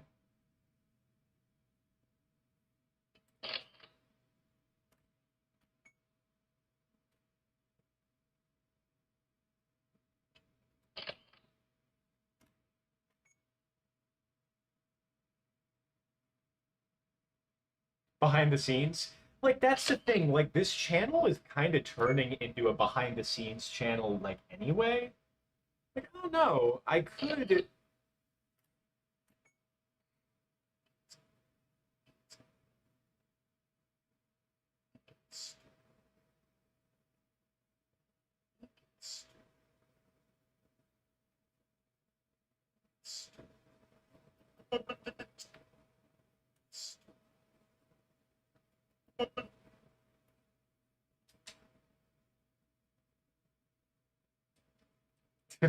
But it's all so dumb.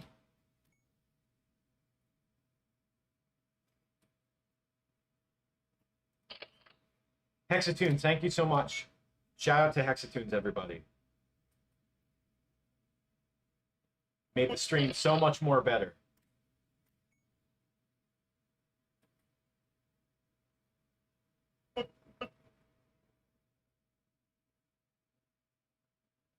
But yeah, like this channel's like kind of becoming like a behind the scenes thing.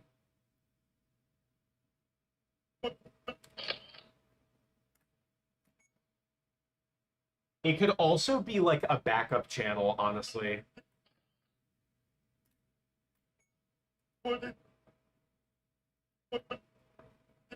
A lot of like big YouTubers will have like they'll have backup channels just in case.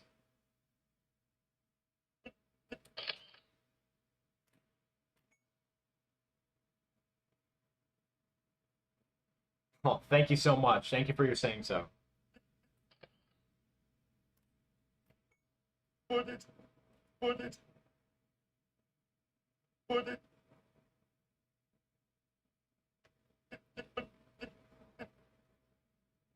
Maybe I'll just repeat these frames.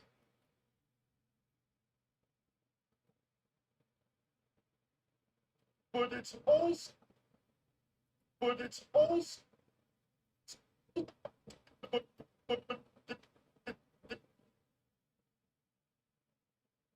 but it's also.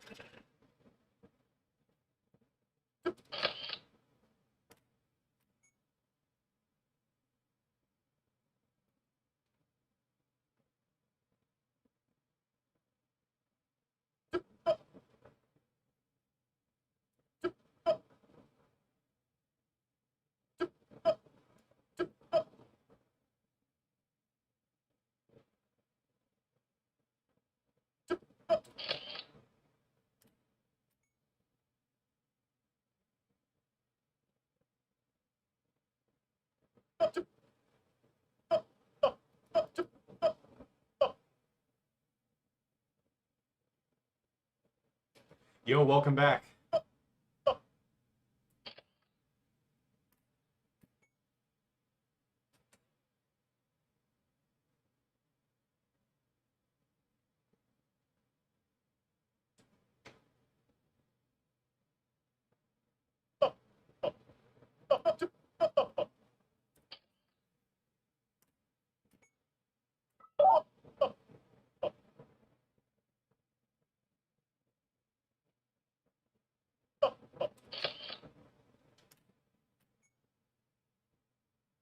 Oh, something like that. How did I get the original Krusty Krab? It must have been something like that. Mom got it for me at the store. Oh, duh. Oh, duh. Oh, duh.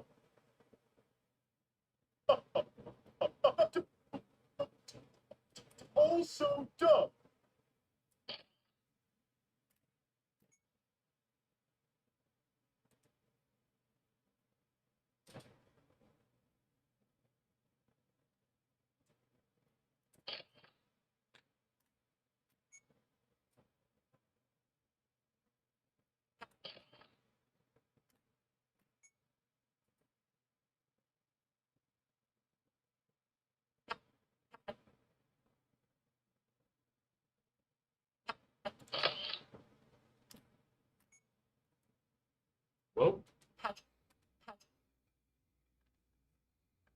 Optics right, Squidward.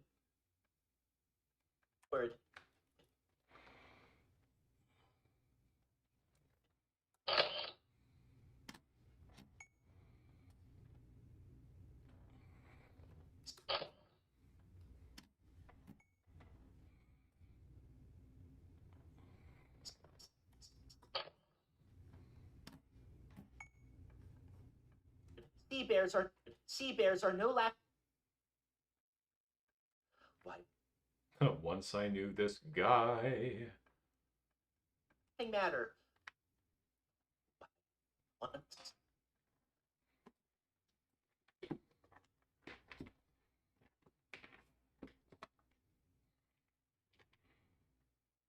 Ah, shoot. I probably shouldn't have moved.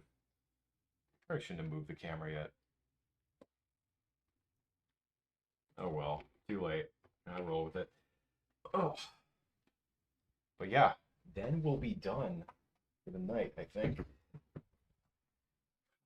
Home stretch.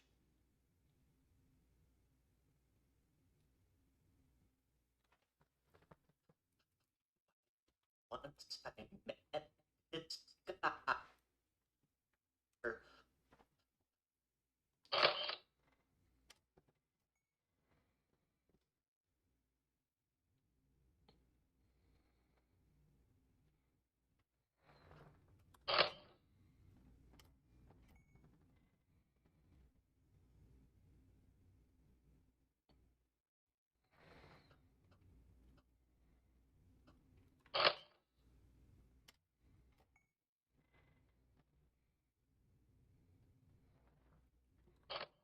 Being dead or anything else.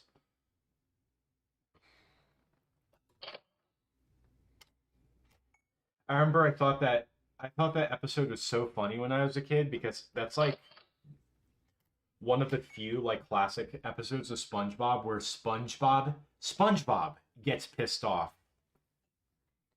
Squidward and Mr. Krabs get pissed off all the time, but like SpongeBob ran out of patience. SpongeBob, the character who has like the most indomitable spirit. Once I met this.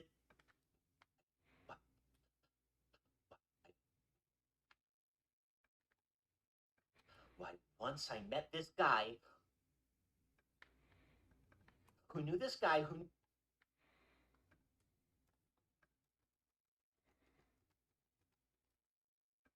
knew this guy who knew this guy who knew this guy who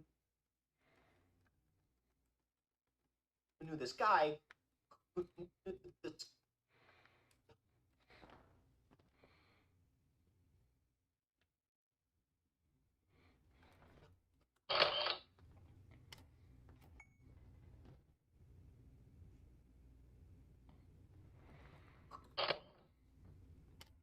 What was that? What was that episode of SpongeBob where like Squidward becomes nice? Like he becomes really sweet and nice and people start liking him. And SpongeBob just turns into a huge baby about it. I think it's called Breath of Fresh Squidward. I'm like I don't really like that episode because SpongeBob turns into such like a little jerk.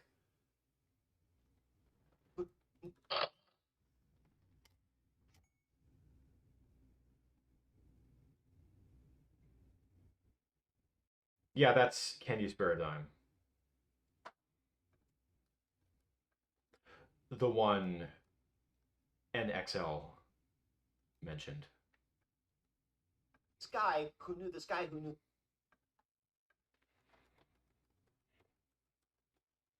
this guy who knew this guy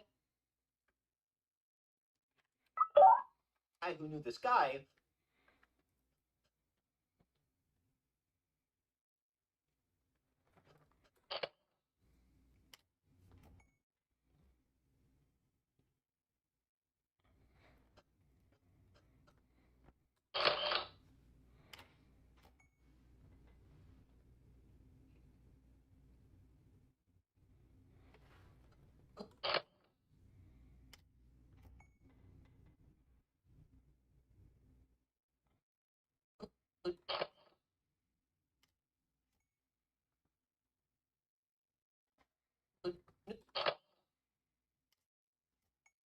guy who knew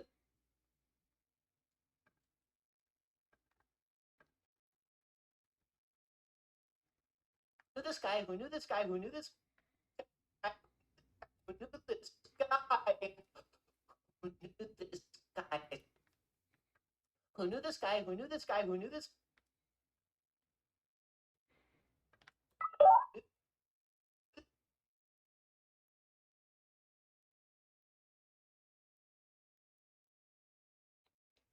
Who Bob What Pants was a really that was a weird special. I think I remember when it came out, but I remember getting like the DVD.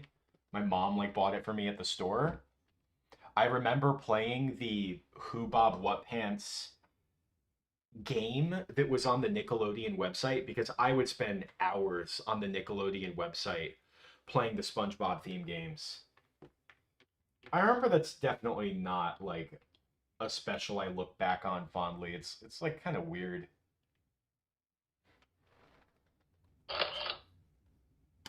Yeah, you got the disc as well. I don't know. I don't. That's one that I haven't seen it in a while, but it's like it's just bro, the online game, the one where he's like fighting like the bubble popping boys.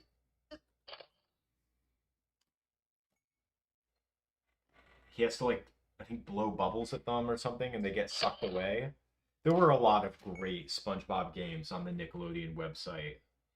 I played those all the time growing up.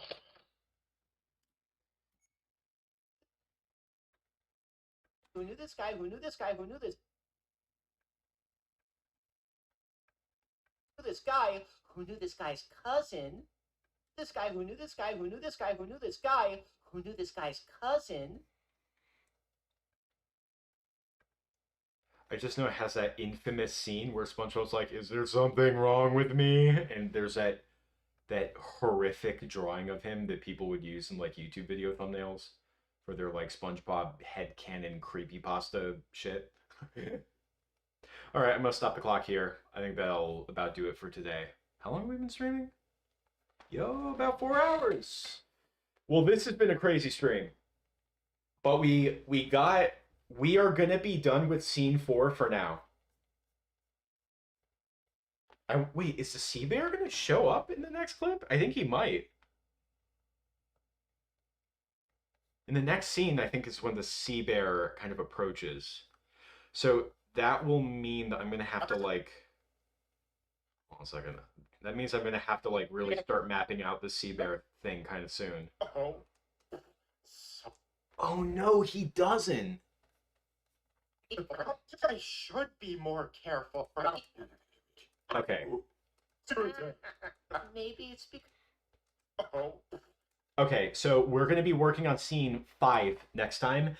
Sea Bear's going to show up in scene 6, but I'm going to have to start planning ahead. But yeah. But no, this has been good progress. Crazy stream. Got filming done. Played the clarinet. Never know what's going to happen. Next time I'm going to like sing karaoke or something. Wait, well, I'm going to turn my light. It's about